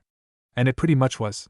He was excited to see his friend. Not only that, but he could brag about being the first of the two find someone to join their peerage. "You speak fondly of this Naruto," Keisha observed curiously. "At first I wanted nothing to do with him, but I will admit that was when I was in the brooding stage of my life," he started, and Keisha nodded along. She had heard about her king's past, but she found it hard to believe that such a cheerful person was capable of brooding. "The two of us got in a fight. It ended in a draw. After the fight I felt so much better and I wanted a rematch. He was the first person my age that was able to fight back. Soon after we became rivals, and then we became friends." "I see. I will admit I am curious about meeting him," the blonde-haired girl admitted. "I'm sure you two will get along," Sairaorg said as they turned the corner when, boom, what was that? Keisha asked urgently as she stood in front of her king protectively, her hands glowing with her demonic magic. However, she blinked in confusion when she heard Sairaorg laugh and walk past her as if explosion were a normal occurrence in this home. If only she knew. The two walked until they reached a door, and they could see some smoke coming through the spaces. Without knocking, Sairaorg grabbed the knob and turned, waving away any smoke before he inhaled it. "Naruto! Are you free, or are you too busy trying to blow yourself up?" Sairaorg shouted, looking around the room. "Screw you, cough cough, I'm not trying to blow myself up," a voice shouted as the smoke cleared. Keisha looked at the disheveled blonde before him, covered in soot and oil. His blue eyes were looking at Sairaorg with annoyance as his hands ran through his sun-kissed blonde hair. "Shouldn't you be speaking to your elders with more respect?" Sairaorg asked with mock innocence, causing Naruto to scowl. "Innocence? You're only a few months older," he said. "Maybe, but that doesn't really change the fact that I'm 12 and you're 11. The black-haired boy countered. "Please, my birthday is in a couple of days, then we'll both be 12. Naruto scoffed. "Actually, you'll be 12 and I'll be 12 and a few months old," came Sairaorg's smooth reply. "Whatever, Gigi," Naruto mocked, rolling his eyes before noticing the other presence in his room. "Who's she?" "This is Keisha Abaddon, my queen," Sairaorg introduced. "Greetings, Astura-sama. It is an honor to meet you," Keisha said with a bow. When she looked back up, she saw Naruto gaping at them. "Is something the matter, Astura-sama? You have a queen? Since when?" Naruto asked, flabbergasted. "A few weeks ago," Sairaorg said, shrugging like it was no big deal, but he was mentally grinning at his reaction. "Damn it! How did it come to this? How did you get someone to join your peerage before me?" Naruto asked as he fell to his hands and knees, pounding the floor with a fist. "Because I am better than you?" Sairaorg suggested with an innocent look, but Naruto shot to his feet and pointed a finger at him. "Blasphemous!" he shouted. "Now that I think of it, Rias has a queen too, right?" Sairaorg asked, pouring salt to the wounds. "So?" Naruto asked, turning away. "We had 2 years on her, and yet you still don't have a single member?" he mocked. "So it took you 2 years to get a member too?" Naruto shot back, glaring at him in annoyance. "Perhaps, but I said I would not form my peerage until I reclaimed my place as clan heir. I needed those 2 years to train in order to do so." "What is your excuse? It's not that bad, is it? Sona-chan hasn't gotten a member yet." Naruto tried to defend himself. "She's 9. She won't get her set of evil piece until next month on her birthday." Sairaorg deadpanned, causing Naruto to fall down as an aura of depression hovered over him. On the side, Keisha watched the whole thing with a sweat drop. "This is how the son of Beelzebub-sama acts?" she thought before turning towards her laughing king. "I have not seen Sairaorg-sama act like this before." "It doesn't matter. So what if you got a head start? I'll still kick your ass," Naruto shouted as he jumped on his feet and glared at Sairaorg, who returned it with a smirk. "Yumari, you two going to fight?" Keisha asked nervously. The two boys stared at her, blinked, stared at each other, blinked, then looked back at her with a thoughtful look. No, I don't think so." "What about you, Naruto?" "Me neither. Maybe tomorrow, but I'm fine right now." Their casual admittance that they would fight later made the queen's sweat drop. "Anyway, it's nice to meet you, Keisha. Welcome to the family," Naruto greeted, holding his arm towards her. Blinking in conclusion, Keisha attentively took his hand in her own and shook. "If you don't mind my asking, What do you mean by family, Astra-sama? She asked when he released his hold on her hand. None of that Sama stuff. Just call me Naruto. I hate using formalities. Sairaorg and I are brothers in every way but blood, and since you joined his peerage, that means you joined our little family. Naruto explained. I see, then I thank you for welcoming me, Astra. I mean Naruto, Kisha said with a small smile. She was not expecting this from the son of a Satan, but Sairaorg was right. Naruto was a very interesting devil. Alright, so both you and Rias have a queen already. I really have let myself fall behind, but not anymore. By the time of my birthday I will find the first member of my peerage, Naruto declared as he pumped his fist into the air. Few days later, Naruto's birthday. Damn it! Why is it so hard to find peerage members? An irate Naruto shouted as he walked along a dirt road. He promised Sairaorg that he would find his queen. It proved to be a much more difficult task than he originally thought. Why couldn't I have been as lucky as Rias-chan and have my future queen summon me? He whined as he began walking up a hill. He had met Rias' queen, a young girl named Akino. Turns out she accidentally summoned one of the Gremory clan devils who saved her life. She was brought to their home and became best friends with Rias and soon her queen. But he resigned in his luck that something like that would not happen, and he began his research. He looked up different types of yokai to learn about unique abilities and characteristics that they possessed.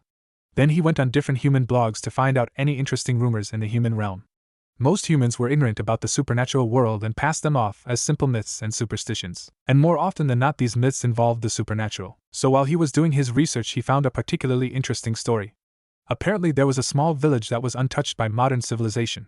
While not impossible, it was rare for there to be villages, but they were often ignored since the people there lived in the past. But there was a note saying that it was located in a tropical environment. The strange thing was that about 10 years ago the temperatures began to plummet out of nowhere. No one knew why, and then a few years later the impossible happened. The village had never seen snow before, but a few years ago it became a common sight. It came to the point that snowstorms were a common occurrence, but since this was so far away from civilization, most people thought of this as a myth about a vengeful ice spirit unleashing their wrath on the village. And so here he was. The moment Naruto reached the top of the hill, it was like he walked into one of those walk-in refrigerators that butchers used to store meat. Looking at the ground, he saw a light layer of frost that became deeper the closer it reached the village. Looks like there might be some truth to this myth. Naruto muttered as he walked towards the village. Hello? Is anybody here?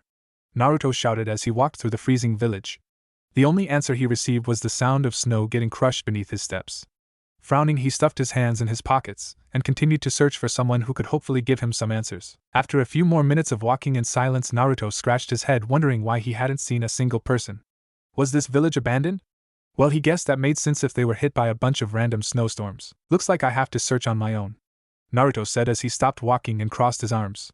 So if I was some kind of mythological being creating random blizzards, where would I be? A sudden gust of cold wind blowing past him was his only answer. Okay, that wasn't ominous or anything. Naruto sighed as he continued to walk before his eyes widened and he snapped his fingers with a grin. Oh man, how stupid can you be? He said to himself, smacking his head. Raising his arm, he pulled the sleeve of his jacket up, revealing something that resembled a watch. But instead of numbers and a hand, the only thing there was a red arrow. Okay, time for your field test. He pushed a small button on the side of the watch and looked as the red arrow lit up before spinning in a circle. After a few seconds of spinning, the arrow stopped, pointing towards Naruto's upper left, and began to blink. That way, huh? Naruto said with a pleased smile. This was one of his earlier inventions, and while simple, it was very useful. It was a yoki detector. The arrow would lead you to the strongest source of yoki in the surrounding area, and since this place was so barren, the source of yoki was probably what he was looking for. After walking, he soon found himself at a park, and the arrow was pointing straight ahead. He looked up and saw someone sitting on a swing. It was a young girl who appeared to be his age. He took a look at her and was surprised he actually saw her. She almost blended with the snow perfectly. She had pale skin and long hair that was white as the snow around them. He couldn't see her eyes since she was looking down, and her hair hid her eyes. She wore a short-sleeved white shirt, black pants, and worn-out brown boots. What do you want? She asked, her gentle voice carried by the winter wind. Naruto could have told her that he was here looking for the source of the ice and snow. He could have told her he was searching for members to join his peerage. She possessed yoki. According to his detector, she had to have had some knowledge about the evil pieces. He could have told her he was curious about where everyone around this village was. Aren't you cold? He asked with a tilt of his head, but he didn't, because right now he forgot about his original purpose and was too busy looking at a girl his age wearing light clothing in such cold weather. The girl looked up and blue met blue, but while his eyes resembled sapphires, hers resembled ice. Cold? She asked curiously, like she was unaware of what that was. Yumie? Naruto asked unsurely. The girl was silent as she pondered this before speaking. I don't get cold. Really? Naruto asked with a raised brow. Was she an ice-type yokai? I do not get cold because I am the cold. She explained further. You are the cold? Naruto repeated in confusion. What did that mean? What do you want? She repeated her first question, ignoring his confusion. Oh right. My name is Naruto Astaroth, and I heard the stories about the sudden blizzards hitting this place, and I wanted to see for myself. Naruto explained. I was hoping I could find the cause of it while I was here. I see, she said before pausing. In that case you have found it. I have? Naruto blinked before pointing at her. So it was you. He was only answered with silence. So did you decide to give this village the gift of winter? She remained silent, but he noticed her slightly flinch. Where is everyone? Silence. So you're here by yourself then? Flinch. Silence. You must be strong if you were able to change the natural weather of this place for so long. Flinch. Silence. Well, I have a question for you. Naruto started but sighed when he was greeted once more with silence. I wanted to know if you would consider joining my peerage. I could really use someone with your gift. That got a response from her, but it was one he wasn't expecting. Gift. Her voice held a tint of venom. You think this is a gift? I'm sure. Naruto tried uncertainly. Leave. Her voice was no longer gentle, but as cold as the frost around them. Huh? Naruto asked, taken back by her sudden change in tone. You've come after me because of my powers. Her voice was like a whisper in the wind, but he still heard her. But just like the others who have tried to take me, you will fail. The sudden shout was followed with a sudden burst of wind so fierce that Naruto had to shield his face as he took a few steps back. Oh, what's the big deal? He sputtered. What? I thought you wanted me because of my power? I'm just giving you a taste of it, she said as she swung her arm.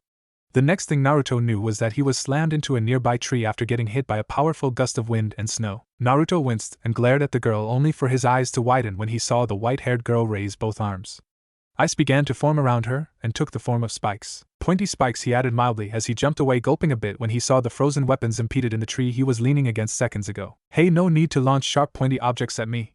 Can't we talk about this? Naruto asked hopefully. We could. The girl allowed, causing Naruto to smile. But that smile was wiped off when she continued. But that doesn't mean we will. Damn it! Naruto cursed as he rolled out of the way of the incoming frozen projectiles. I'm pretty sure Sairaorg and Rias didn't have it this rough when they had Kisha and Akino join them, Naruto said as he watched the girl in front of him warily. Mao, where is he? Rias complained. Must you be so childish, Rias? A young girl with short black hair wearing glasses asked. Of course. I'm only 10. Mao, Sona-chan, you're younger than me, so you should be more childish too, Rias said with a pout. Era, it seems like Rias-chan is as lively as ever, another younger girl said. She had long black hair tied into a ponytail and purple eyes. I just want to see Naruto and I. It's been forever since I've last seen him, Rias defended. He visited you a few months ago on your birthday, Rias. Sona countered with a raised brow, looking far more mature than someone her age should be. So this is where everyone is, they heard someone say. Turning, Rias smiled as she greeted her older cousin. Sairaorg. You're here, Rias said with a smile, running to hug him. Rias, it's good to see you again, he said with a smile as he returned her hug. When he first met her, he didn't know how to act. On one hand, he knew she was not responsible for his father's behavior towards him, but on the other, he was still a child, and he couldn't help but feel jealous that she was the one who inherited the power of destruction, while he did not. But as time went by, he realized that just like how it wasn't his fault that he didn't inherit the power, it wasn't her fault that she did. And Naruto had been right about her. She was a very sweet girl. Hello, Sairaorg. I take it that this is your queen you've been speaking about, Sona said, looking at the blonde girl next to him. Yes, this is Kisha, he introduced. A pleasure to meet you, the blonde queen said with a bow. Era, how nice.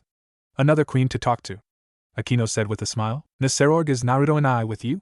Rias asked as he looked around the older boy in hope of seeing the blonde Astaroth. I'm afraid not. I haven't seen him since he went on his peerage hunt, he answered, causing the younger girls to look at him in confusion. Peerage hunt? What do you mean? Sona asked curiously. Seems he's a bit down since bother Rias and I have a member of peerage while he doesn't. So he told me he would find someone to join before his birthday. Chances are he's still out searching, he explained. But don't worry, chances are he's either found someone or he's just goofing around having fun. I am so not having fun, Naruto shouted as he bobbed and weaved around to avoid any incoming ice attacks. Good, you're not supposed to, the girl said in a calm tone as she fired another flurry of ice spears. Why do you have to be so mean, Snowflake-chan? Naruto asked as he ducked away from another ice spike. The onslaught of ice and snow suddenly stopped, and Naruto took this moment to look at the girl who stared at him with a raised brow. Snowflake-chan? She asked with a hint of curiosity. Well, I don't really know your name, and your hair is as white as snow, so I thought it would fit. Naruto shrugged. There was a moment of silence. I see, and the blizzard continued once more. If you didn't like the name, you could have just said so, Naruto said with a wince as an ice spike grazed his shoulder. Screw this. You want a fight? I'll give you one, Naruto shouted, raising his arm, and 3 chains shot out of each hand. He began to swing them around, crushing the ice before it reached this. Seeing this, the white-haired girl paused and looked at him with a frown. I see. Like me, you also possess a curse, she stated, causing Naruto to look at her with a frown. Curse? What are you talking about? This is just the chain magic I inherited from my mother, Naruto stated, and it was true. It took him some time to learn how to use his mother's chain magic, and he was proud of it. No way was he going to let someone call it a curse. Call it whatever you wish, it won't change a thing, she countered. Why are you trying to freeze my ass? I just wanted you to join my peerage, Naruto said, hoping to resolve this peacefully. I refuse to fall for your tricks, she stated, frowning. Tricks? I'm being straightforward. I want you to join my peerage, Naruto insisted. Again, your tricks won't work. I once believed people accepted me for my abilities, but I won't fall for it again, she repeated, her voice getting colder along with the temperature. The only one who accepted me was my mother. She was the only one who I could trust. Now that she is gone, I have no one. No one? What about your other family or your friends? Naruto asked, fishing for information. Her calm face finally broke as she showed him a bitter smile. Family and friends? On the day of my birth, the temperatures around here began to drop. As I got older, the village got colder. The villagers think of me as some vengeful spirit who is here to freeze them to death. My good-for-nothing father left, saying that my mother was nothing more than a plaything to him, and that he refused to acknowledge a half-breed like me, whatever that means. My mother's family blamed me for her death. Here she paused, and Naruto could see the anger in her eyes. But he looked at her curiously. Half-breed? Did that mean she was only half yokai or something? After her death, I was constantly blamed because my cures kept getting out of control. Soon ice covered the land and the people were angrier. But they were also scared. I was killing their land and slowly killing them. It didn't matter that it was an accident. The only thing they saw was a threat they wanted to get rid of. The wind around her began to pick up. And now you show up out of nowhere saying you want me to join this peerage thing because of my cures? The very thing that has kept me isolated. I don't believe it for a second, she shouted, firing a wave of ice at Naruto, who jumped out of the way. The snowflake-chan, calm down, she shouted over the freezing winds. Earlier you asked why I decided to give this village the gift of winter, she said before scoffing in disdain. Winter is no gift. Are you sure? I've always liked winter, Naruto said before hopping back as ice spikes sprouted from the ground where he was once standing. There is nothing to like about winter. Winter represents death, darkness, suffering. I am winter. The pain I bring is absolute, the misery I bring is absolute, the demise I bring is absolute. With that final shout, she slammed both palms into the ground, and snow soon turned into ice. And the ice soon transformed into a field of frozen spikes. Well, now this is an unpleasant turn of events, Naruto said in an even tone as the spikes spread towards him. He quickly sprouted his wings and flew to the air, not wanting to be skewered. What the? She mumbled, her eyes widened a bit when she saw his wings. Are you trying to kill me? Naruto shouted from his place in the air. Yes, was her simple answer, causing Naruto to stumble a bit. So blunt, he muttered with a sweat drop. So you are like me, she observed, causing Naruto to raise a brow. Like you? What do you mean? What he saw next shocked him. From out of her back, 2 black wings that resembled his sprouted out. You're a devil? He asked, pointing a finger at her as she tilted her head to the side. Devil? Is that what we are? I suppose it is fitting from all the harm I bring, she mused before leaping into the air. Damn, I was really hoping I could gain the advantage by flying, Naruto grumbled. She was able to create powerful gusts of wind. That was definitely going to mess with his flying. Now that I know what I am, least die, she said, and ice began to grow on her hands until they resembled claws. Sharp and pointy, of course, Naruto deadpanned. He waved his arms around, building up his magic. Explosion formula. 2 magic seals appeared above and below his opponent, while 3 more that were lined up together appeared on each of her side. At the center of the seals was the Astaroth clan symbol, and on the edge of the circles was a variety of letters, numbers, and symbols, making it resemble a strange formula. Snapping his fingers, he watched in satisfaction as the ice-wielding devil was consumed by the following explosion. He frowned though when he saw the smoke cleared, and instead of the girl he saw a block of ice. It began to crack and break, showing the girl was unharmed. You made a shield of ice, huh? You're just making me wanting you to join my peerage more and more, Naruto said with a small smile before pointing his finger until his hand resembled a gun. Demon bullet, he said as a ball of demonic energy formed at the end of his finger before being fired towards her. The bullet was black by a shield of ice that appeared between the attack and the target. TCH. I'm not done yet, Snowflake-chan. Naruto clicked his teeth in annoyance before multiple chains shot out of his body and headed straight towards her. Seeing this, the ice-using devil was about to dodge when Naruto noticed something. Her body suddenly went tense, and her eyes widened as panic filled them. She threw her head back and released a scream of pain. Aha! Her scream filled the air as the winds picked up until they were in the middle of a blizzard that was much stronger than what she previously created. Naruto watched in fascination as his chains stopped moving before freezing and crumbled into shards of ice. Struggling to keep his place in the air, he saw that small patch of ice formed on his body in various spots. Just as he was about to fly away to leave the range of the blizzard, it suddenly stopped. He looked to see the girl breathing heavily. So that's why you think it's a curse? You're able to use ice magic, but you don't have proper control of it, Naruto observed. And it was because of that you ended up hurting the villagers. Shut up, she hissed with a glare as she regained her breath. It's not your fault. You said you were a half-breed and your father left, right? So that means you lived surrounded by humans with no one to help you control your powers, Naruto said. I said shut up, she repeated as she created 2 ice spears before launching them towards him. I get that you're scared of your powers, Naruto started as he ducked away from the spears. But you don't have to stay here alone. Come with me.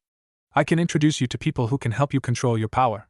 In fact, my godmother is one of the strongest ice-using devils in the underworld. The girl paused, and it looked like she was considering it before shaking her head and charged at him, her hands covered with ice in the shape of claw. Naruto cursed as he flew to avoid it, but she was hot on his trail. The two began an aerial dance with Naruto trying to avoid being cut to shreds and the girl dodging any bullets he fired. Come on! You can't tell me that you aren't interested in the opportunity of controlling your powers? What about your mother? Would she want you to waste your life living in this frozen village alone? Naruto shouted as his cheek was cut by one of her claws. Empty promises. Empty promises that I won't fall for, she said, going for another sweep, but Naruto leaned back to dodge it. I do not care if you are interested in my curse. I won't let you take advantage of me. I'm not trying to take advantage. I just want to help. Naruto tried as he descended to the ground with her following. Lies. You want me to join this peerage of yours? You even admitted earlier that you are interested in my powers. It is because of that you are here in the first place, she hissed, summoning a block of ice. Unleashing a battle cry, she launched it, hoping to crush the blonde. Seeing this, Naruto clapped both his hands so they resembled a gun and fire a larger bullet. It's always the same. It's always my powers that ruin my life, and I'm sick of it, she shouted, and Naruto was surprised to see some tears forming at the corner of her eyes. First, my powers make it so cold that my mother gets sick, slowly killing her. My father leaves me because I'm some disgusting half-breed. My mother's family hates me for killing her. The villagers want me dead for freezing their land. Earlier you asked me where everyone was. Well, I killed them all. They attacked me, and when I panicked I accidentally froze them to death. Now you, some random devil, comes here looking for me because he wants me to join this peerage thing and use me for my powers. She took a deep breath to calm herself down. She was so out of it that she said things she didn't mean to. Naruto looked at her with wide eyes as she got that off her chest before frowning. Now that he thought about it, from her point of view it did seem like her powers dictated her life. Wow, no wonder she thinks her powers are a curse. You're right, he said softly, and his sudden agreement actually shocked her enough to pause in her attacks. The winds died out, and the area was filled with silence. What? She asked incredulously. This whole fight he was persistent in him join this peerage of his, and now he's agreeing with her. The original purpose for me being here was to find the source of the recent snowstorms, which turns out to be you. Once I found out, I wanted you to join my peerage because I knew you were strong. So you're right, I'm basically here for your powers, he admitted softly. But not anymore. What do you mean? She asked suspiciously. I still want to help you, but if you don't want to join my peerage then that's fine, Naruto said, smiling at the surprised girl. But still, just because you won't be joining my peerage doesn't mean we can't be friends. Friends? She repeated with wide eyes. Yup. What do you say, Snowflake-chan? Let's become friends and then I can introduce you to my godmother. She can definitely help you with your ice power. Naruto offered, his grin widening and eyes honest. Be but my curse. I am just like winter. I only bring harm to other. She shot back, losing her composure. Oh right, earlier you said you bring pain, misery and demise to others. Well, let me tell you something, Snowflake-chan. I am a firm believer of no pain, no gain. You didn't bring misery to me because I love fighting strong opponents, and you were definitely a strong opponent. And that thing about meeting my demise? I won't be meeting my end anytime soon. After all, I still have to surpass my father and become a Satan, Naruto said with a confident grin. Now come on. Earlier so said you were alone for so long. I don't know about you, but I would hate that, so let's be friends. Let me help you by ending your solitude, Naruto said, his grin shifting into a soft, hopeful smile. What? Beside, I don't know about you, but I don't think about all those negative thoughts about winter. Personally, I love it. Seeing a clear field covered in a blanket of white snow is a really beautiful sight, Naruto continued. The girl was looking at him in disbelief. This wasn't supposed to happen. When people found out about her powers, they were supposed to react negatively, not offer her friendship. She had no idea how to react. She looked in his eyes and saw that he really had no more desire of her joining this peerage of his. There was he just wanted to help her and be friends. She had not received that kind of look or kindness in a long time, not since her mother, and it felt nice, really nice. Exactly what is a peerage? She asked after a moment of silence. Huh? Naruto asked, tilting his head. The reason we fought was because you wanted me to join your peerage. I have no idea what that is, and if we are to be friends then I should at least know why we fought in the first place. She hastily explained. Oh, well, you see, we devils have something called evil pieces, which is basically a set of chess pieces that every top-class devils receive. After the Great War, the devil population diminished, so my father, Ajuka Beelzebub, created the evil pieces to reincarnate other beings into devils. Each piece offers a different power. I would be king since it's my peerage, and anyone else would be reincarnated as a devil and join my peerage as my servant. Naruto explained. So you want me to be a slave? She asked with a frown. He wanted her to be his slave. That did not sound appealing at all. And here she thought she could actually have a friend. That's just a technical term. I'm not very fond of it either. I'd prefer the term comrade if I'm being honest. Naruto admitted, hoping he didn't offend her or anything. I see. And you wanted me to join your peerage because of my powers? She stated, but raised a brow when he shook his head. That's only partially true, Naruto said, causing her to frown in confusion. Partially? What do you mean? It was your powers that attracted me, but it was your potential that sealed the deal. Naruto explained with a grin. My potential? What do you mean? She asked with a confused expression. Exactly what it sounds like, Snowflake-chan. I can tell that you don't have full control of your powers. Now, I don't mean to sound arrogant, but I'm pretty strong for a devil in my age group, and despite the fact that you haven't completely mastered your powers, you still put up a good fight. Naruto said before continuing in a softer tone. I get that when it comes to your powers you've only focused on the negative, but if you're able to control it you would see the positives that come with it. Let me help you, Snowflake-chan. Let me show you that your curse is actually a gift. Let me be your friend. The ice-wielding devil just stared at him, digesting what she had heard. Could it be true? Could she trust this boy she had just met? If she was being honest with herself, then she would admit that she wanted to trust him. She wanted to so bad. She was tired of losing control of her powers, tired of unintentionally hurting others, tired of always being on guard, but most of all she was tired of being alone. You're serious? She whispered, ducking her head so he wouldn't see her eyes. Very. Naruto said in a quiet but serious tone. Slowly the girl walked towards Naruto, who just watched her. When she was in arm's length of him, she looked up and her eyes were a bit moist. This isn't a trick, right? She asked hopefully. I swear on the honor of my clan that this is no trick. I wish to be friends with you and I wish to help you, Naruto reassured. She looked at him carefully before nodding. She may have not known much about devil culture, but she knew that swearing on the honor of your clan was equivalent to a binding contract. To make an oath on your clan name, and then breaking it would bring shame to him and his family. He did not seem like some cruel, horrible being like legends typically depict devils as. He was offering her help, something that no one else has done before. She looked into his eyes one more time and saw no deceit. Sighing to herself, she made her decision. Whether it was for better or worse, she'll just have to wait and see. What piece am I going to be? She asked after making her decision. What? Naruto blinked in confusion. The evil pieces? Which piece am I going to be? She asked. Oh, well, based on our fight, I'd say you would work best as a queen. You're definitely strong enough, Naruto answered after he gave it some thought. I see, so how are we doing this? She asked curiously. Doing what? Naruto asked. Turning me into your queen. She simply answered. Oh, well, I would just take out the queen piece and it would have to be touching you. Then wait a minute. Naruto paused his explanation and looked at her with wide eyes.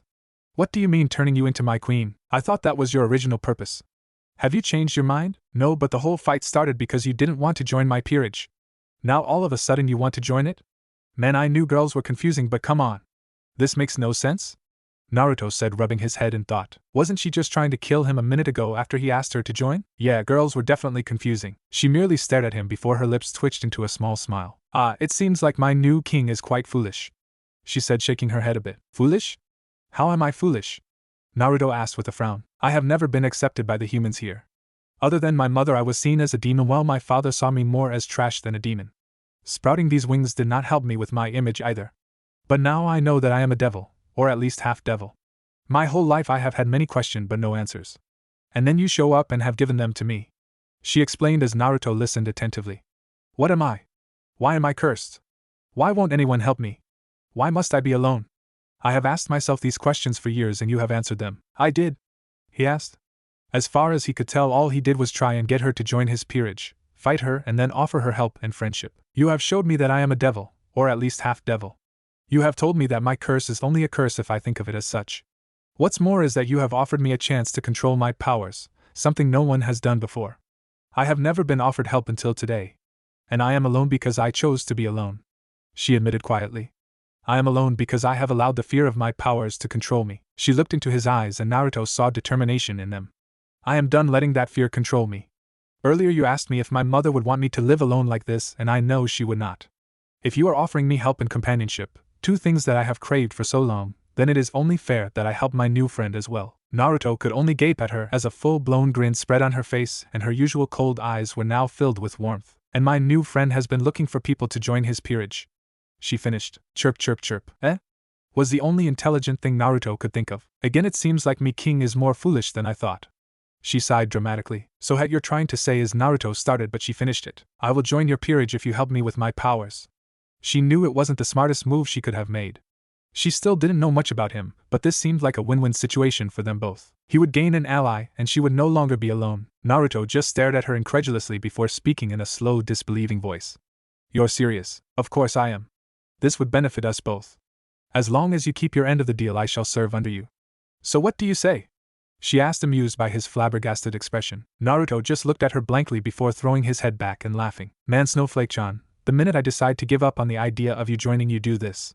Something tells me you're definitely going to keep me on my toes, Naruto said as he dug into his pocket. She watched as he pulled out a case. Opening it, he pulled out a chess piece. A queen. Alright, this is your last chance. Know that either way I'll help you control your powers and we'll still be friends. So one more time, are you sure about this? He asked as he stared at her, searching for any doubt. He found none. Well damn, she was serious. I have already thought about it, and my decision stands, she stated confidently. Alright then, let's get do this, he said as the queen piece was engulfed by gold light. He was about to speaking before he blinked as a thought hit him. Smiling sheepishly, he looked at the girl who was watching the queen piece curiously. This might be a bad time to ask this, but what's your name? He asked with an awkward smile, realizing he never asked her. The girl looks at her blankly before smiling a bit. She covered her mouth with her hand and released a slight chuckle. I forgot I never introduced myself.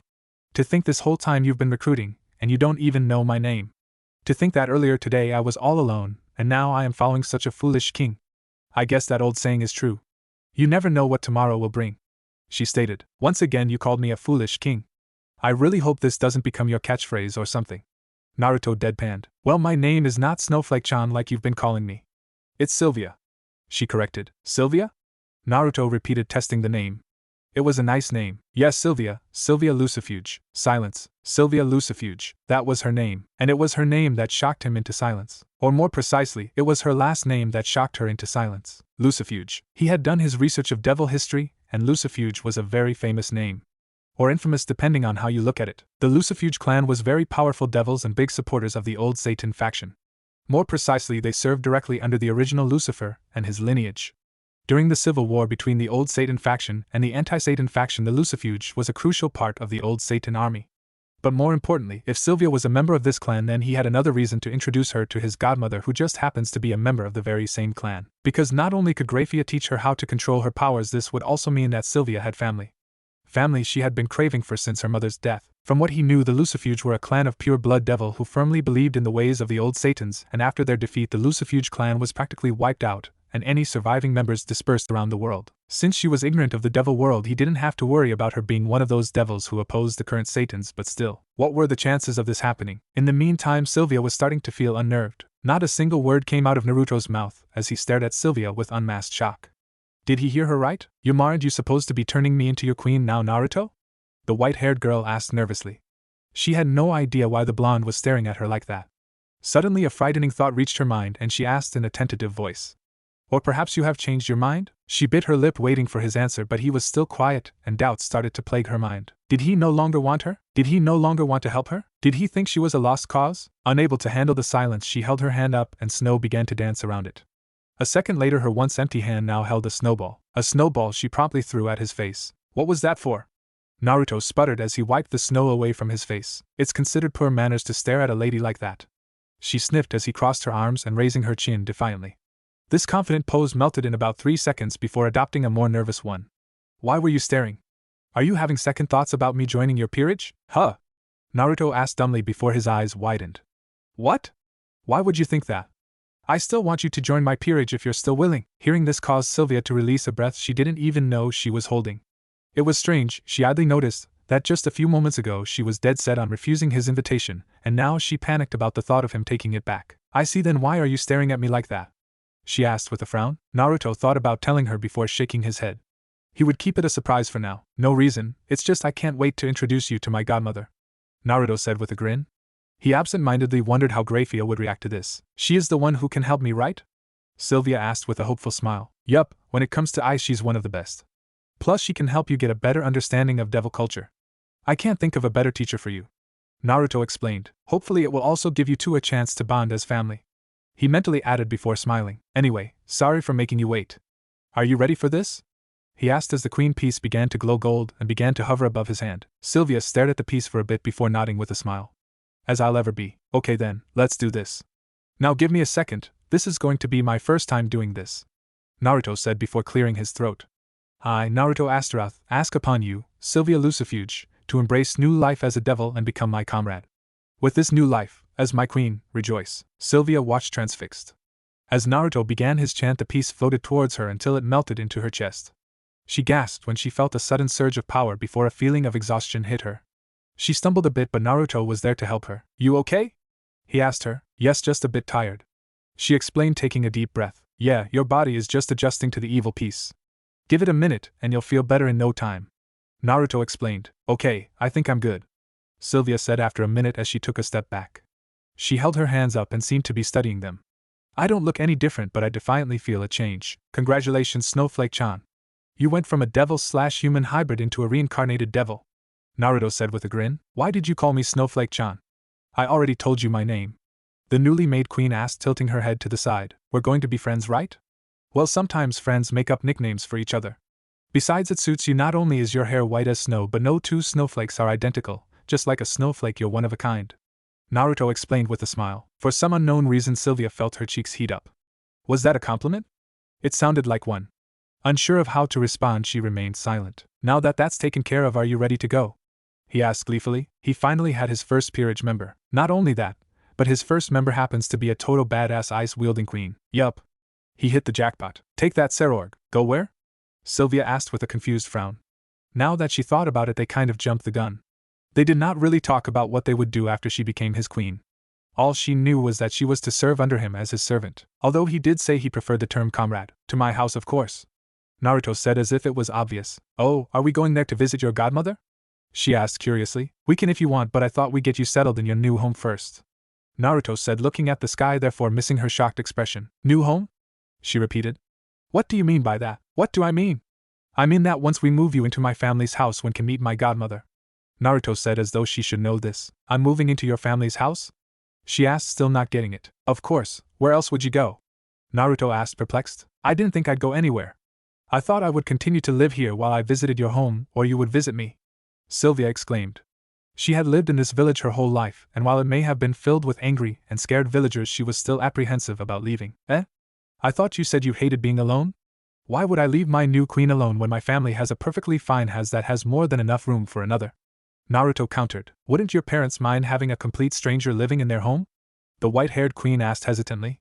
They had just met today, and he already invited her to live in his house.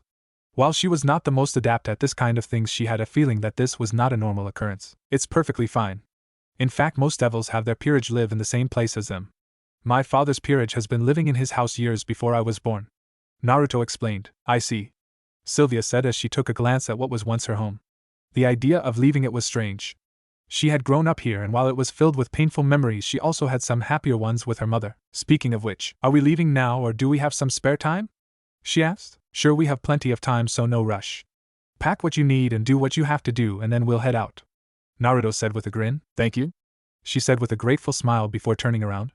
If she was leaving, then there was one thing she had to do first. After walking through the barren streets, she finally reached her destination.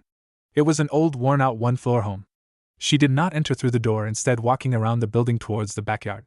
Once there, she continued her path until she reached her destination. Underneath a large tree that was dead due to the cold was a small makeshift grave. And etched on the grave were the words, Jundo Shirayuki, a loving mother with a soul as pure as snow. Hello, Ka-chan. Sylvia muttered as she stared at the grave. It's been a while since my last visit, and a lot has changed. She took a deep breath before kneeling down in front of the grave as she tried to organize her thoughts. First of all, I want to apologize. I know that my behavior must have disappointed you. I let myself wallow in sorrow. I know it's not much of an excuse, but it is all I have. But something happened today, and I am done making excuses. I have met someone who is willing to help me with my powers. She continued, smiling a bit in the end. I don't know if you knew this, but apparently I am half devil, but I have been reborn as a full devil. I was a bit surprised when I found out, and it made me feel more of a monster than I originally did, but my new friend told me to accept my self-powers, devil heritage, and all that comes with it. I'm no longer running away, Ka-chan. I am going to live my life like you would have wanted," she explained as she stood up. She was startled when she felt a hand rest on her shoulder. She turned to see it was Naruto. "Hello Shiryuki-san, my name is Naruto Astaroth, and I'm Sylvia's new friend. I just thought I should let you know that you no longer have to worry about your daughter," Naruto said as he bowed to the grave. "She's under my care now, and you can be sure that I'll take good care of her. I guess this is goodbye, Ka-chan. I'll be leaving this village soon doing who knows what," Sylvia said. "If you're curious, we'll be having kick-ass adventures," Naruto said with a grin. Sylvia stared at him blankly before shaking her head a bit in amusement. "Well, there you go, Ka-chan. Apparently I'll be having kick-ass adventures, as my new king so elegantly put it," she said with a small smile. She bowed her head and remained silent for a few minutes. "All right, I'm ready," she said as she raised her head. "You sure? You don't have any bags or anything?" Naruto said, pointing out her lack of luggage, but she just shrugged. "I really don't have anything of value, to be honest," she explained, causing Naruto to nod. "All right then, I guess we better go. It's getting pretty late," Naruto said as he looked at the setting thought before a thought hit him, and he paled. "Is something wrong?" she asked, noticing how pale he got all of a sudden. "Yeah, I just realized how long I've been here," he answered. "And that is a problem because?" She trailed off, wondering why he looked so frightened. "Well, truth is, today is my birthday. My family and friends are probably waiting for me back home, waiting for me, but I've been out all day looking for you. No doubt my mom's worried, and when she gets worried she gets violent," Naruto said as a shiver ran down his spine. His mom was so going to kill him. "I see. Well, if it's any consolation, happy birthday," she said. "Besides, I'm sure they will understand once you tell them what happened." "Thanks," Naruto said with a small smile, but he was still scared. His mother believed in the hit first ask questions later method. "Oh well, no use in prolonging the inevitable," Naruto thought as he raised his arm and his family crest appeared in front of them. "What is this?" Sylvia asked curiously. The last time she saw a circle like this, they exploded around her. "Transport circle, think of it like a shortcut," Naruto said as the circle began to glow a bright golden light. "Interesting," she said as she studied the circle in front of them. "Well, let's get going," Naruto said as he grabbed her hand and walked towards the circle. Once they touched it, their bodies seemed to have phased through it. Once they completely entered the seal, it disappeared, leaving behind the frozen village. Beelzebub Manor, where the hell is he? An irate Kushina shouted as she paced around the room, swinging her arms around frantically. "Kushi-chan, maybe you should calm down," Ajuka said, trying to get his wife to settle down. "Big mistake." "Calm down? Are you telling me to calm down? Our baby has been missing all day. In fact, you should be just as worried as me, you jackass." "I am worried, but it won't do us any good to get all worked up. Remember, I sent the rest of my peerage to go look for him," Ajuka said, but again all that did to was anger her more. "Well, excuse me for being worried. In case you didn't know, my only child is currently missing, and we have no idea where he is. As his mother, I think I am well within my rights to be a little worried." "Of course you are," but still he was interrupted but his wife. "So don't go telling me what to do, Ajuka. I don't care if you are a Satan, I will kick your ass. Now excuse me, I'm going back to worrying about my son." And with that, Kushina continued her worried pacing, wondering where her son is. Ajuka decided to sit on a couch and remain silent, hoping to avoid his wife's wrath. Hopefully the rest of his peerage would be able to find Naruto soon, or Kushina would soon get physical. Sitting down on another couch in the same room was Surzex and Grafia, whom Kushina-chan is as scary as always, Surzex said with a smile as he watched his best friend get chewed out. "True, but as a mother worried about her son, it is well in her rights to be worried," Grafia supplied as she calmly sipped a cup of tea. True, I wonder where Naruto-chan is though," Surzex said. "From what I heard earlier from Sairaorg-sama, it appears that Naruto-sama went out on something called a peerage hunt," the silver-haired woman answered. "A peerage hunt? What's that?" Surzex asked curiously. "According to Sairaorg-sama, it appears that Naruto-sama was a bit downtrodden, that both he and Ria-sama were able to find members for his peerage while he has not. It would appear that he had made a vow to find someone by his birthday, and today is his deadline," Grafia answered as she set her cup down on the coffee table in front of them. "Ah, so his rival was able to beat him, and now he has to catch up," Surzex said with a nod, as he knew about the two boys' rivalry. "So it would appear," Grafia answered stoic-faced. "Why the hell are you two so calm?" Kushina shouted as she pointed at the godparents of her son. "Why? Because you're doing enough worrying for everyone in the room," Surzex answered casually, only to receive a punch in the face that sent him crashing into a nearby wall. "Ow, this is why you should think before you speak," Grafia said, not at all affected by the violence towards her husband. "What about you, Grafia-chan?" Kushina asked, turning towards her friend. "I am worried, but one of us has to remain calm. It will not benefit us to let our emotions get the best of us right now," Grafia explained. "I suppose you're right," Kushina conceded with a sigh. Ajuka, who was listening, could only gape at what transpired. "Are you kidding me? I just told you the same thing and I get yelled at, but when she does you listen?" Ajuka asked incredulously. Do you want me to yell at you some more? Kushina asked dangerously as she glared at him. No, dear. Ajuka replied as he shook his head rapidly. From where he was still embedded in the wall, Surzek snickered, whipped. The red-haired Satan muttered but loud enough for Ajuka to hear. With a tick mark forming on his head, he calmly picked up a vase that rested on a nearby corner table. Without sparing a glance, he threw the vase, smirking when he heard Surzek's yelp of pain. Oh. What the hell, Ajuka-kun? You know that it's against the bro code for one bro to hit another bro below the belt. Surzek wheezed in pain. I'm not your bro, Ajuka deadpan. It was hard to tell whether Surzek's tears came from Ajuka's quick dismissal or from the pain he was in. It was at that moment that a golden seal with the Astaroth symbol appeared, and in a flash of light 2 kids were standing in the room. Naruto-chan, Kushina explained as she lunged for her son, pulling him into a bone-crushing hug. Haika-chan, Naruto gasped out as his face turned blue from lack of oxygen. Kushina, I know you're happy that he's safe, but you're killing our son, Ajuka pointed out. Kushina blinked at his words before glancing out her son, whose head was slumped and wasn't moving. With a yelp, she let go of her son, who fell to the ground. After a few minutes of Naruto greedily sucking in some much-needed air, he stood up and was faced with the worried face of his mother. Are you okay, Naruto-chan? The redhead asked. Yeah, I'm good, Naruto said as he stretched his back, wincing when he heard the cracks. That's good. Kushina sighed in relief before she grabbed the collar of his shirt with both hands and began to vigorously shake him as she snarled angrily. Because you are in so much trouble. What? Naruto asked, his voice carried his head bobbing back and forth. Where have you been? Do you have any idea how worried I was? 3IKNE explain, Naruto said, starting to get really dizzy. Kushina, maybe you should let him go so he can explain, Ajuka suggested. Kushina paused in her actions and stared at her husband for a bit before shouting. Shut up, Ajuka. Can't you see I'm trying to discipline our son? And with that she continued to shake and yell at her son, who looked like he was about to pass out. Perhaps I can explain, a timid voice asked, a female voice to be exact. The 4 devils blinked in surprise before their head whirled to a white-haired girl who was standing there looking incredibly uncomfortable. They continued to stare in silence, and the girl wriggled her hands together, her nervousness obvious to everyone. Hello there, Ajuka said, finally breaking the silence. Hello, sir, the white-haired girl greeted back. Who the hell are you? Kushina asked bluntly, causing the adults to sweat drop. My name is Sylvia and I am Naruto's queen, she answered, causing them to look at her in shock. You're his what? Ajuka asked with wide eyes. His queen, you know, for his peerage, Sylvia explained. Growl.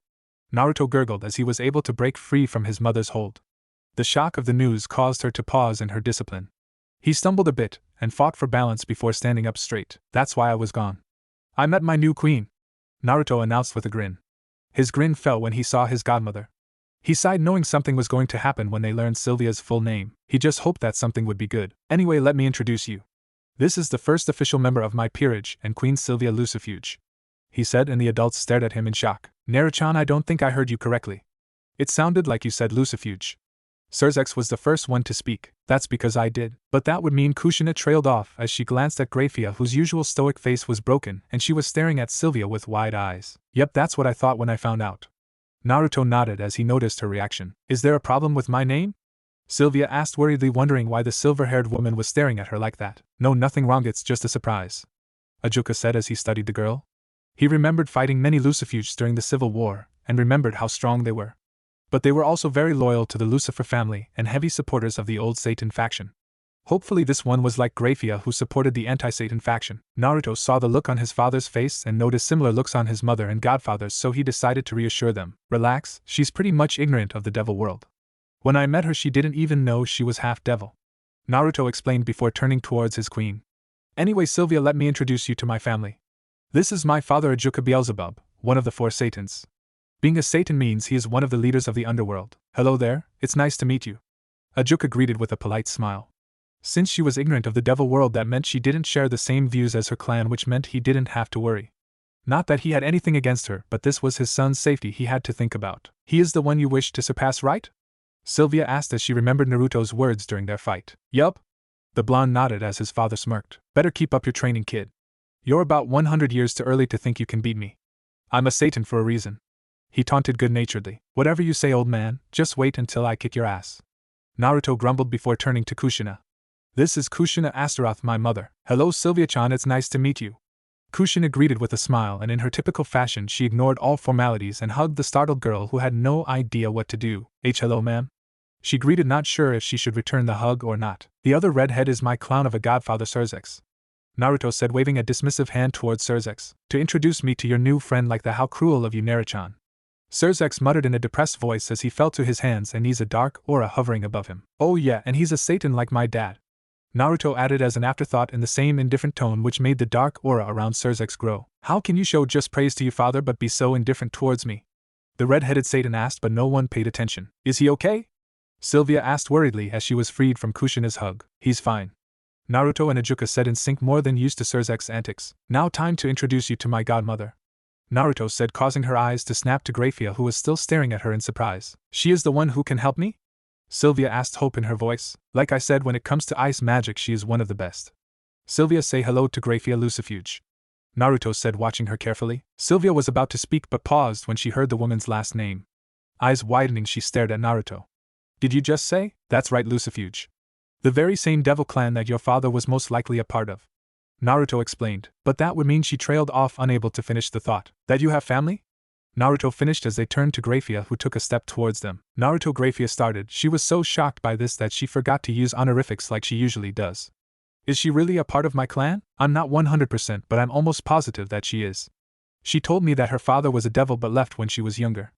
Lucifuge isn't a common name in the human world. It's too much of a coincidence. Well, let's find out, Ajuka said as he appeared by Sylvia's side, who jumped in surprise not seeing him move. Without warning, he pulled out an empty syringe and stabbed her in the arm. Ow. What was that for? Sylvia asked, scowling in annoyance. Who the hell just stabs a syringe in someone they just met? Sorry, but I needed a blood sample. It will help tell us if you really are related to Grafia. Ajuka apologized, but he didn't look sorry at all. He waved his arm and a small magic circle similar to Naruto's appeared in front of him. The circle began to glow as Ajuka reached into it and pulled out a strange-looking machine and a vial of blood. Now all I have to do is out both yours and Grafia's blood sample in this thing, and it will do a quick scan telling us if you're related, Ajuka said as he placed both vials in the empty slots of the machine. Everyone just stared at him strangely. Ajuka-kun, do you have a blood sample of Grafia-chan? Surzex asked the question they were all wondering. Don't ask such stupid questions, Surzex. I have it to ensure my family's safety.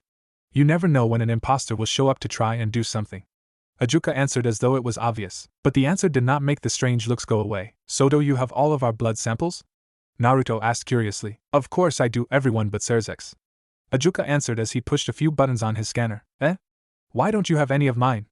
Surzex asked before a grin broke on his face as he pounded a fist in his open palm. Ah. I get it. Ajuka-kun must have so much faith in our bond of friendship that he would never fall for an imposter. Something like that. I don't need to worry about any Surzex imposters because no one will be able to reach the level of stupidity that you do, Ajuka answered, plainly still working on the scanner as it began to beep. So cruel. This must be where Naruto-chan gets his lack of respect for me, Surzex muttered as he curled up in a corner with a rain cloud over his head. No, it comes naturally, Naruto corrected as the cloud above Surzex began to rain. I thought you said Satans were the leaders of the underworld, Sylvia asked in confusion. They are why? Naruto asked, tilting his head. And he is one of these Satans?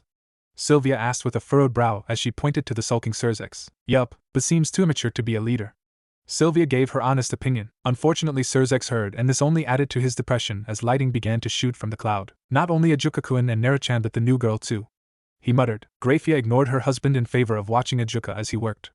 Ajuka continued to fiddle with his scanner until his eyes widened a bit. Well, I'll bet really is a member of the Lucifuge clan, Ajuka said as his scanner vanished in a flash of light. Looks like you've found yourself a wayward clansman, Grafia. I see, was all she could say. She turned to look at the girl who was watching her cautiously. For the first time in who knows how many years, Grafia was stumped. She had no idea what to do in this situation. During the Civil War her family sided with the old faction Satan, and for a while so did she. However, she did not fight for the old Satans because she believed in their way but because it was her loyalty to her family. But as time went by she soon found that she did not agree with her clan, so she left to join the Ant-Satan faction.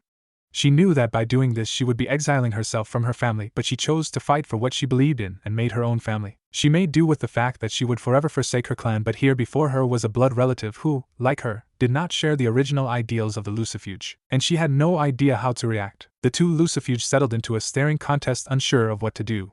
Off on the side, Kushina rolled her eyes and huffed in annoyance.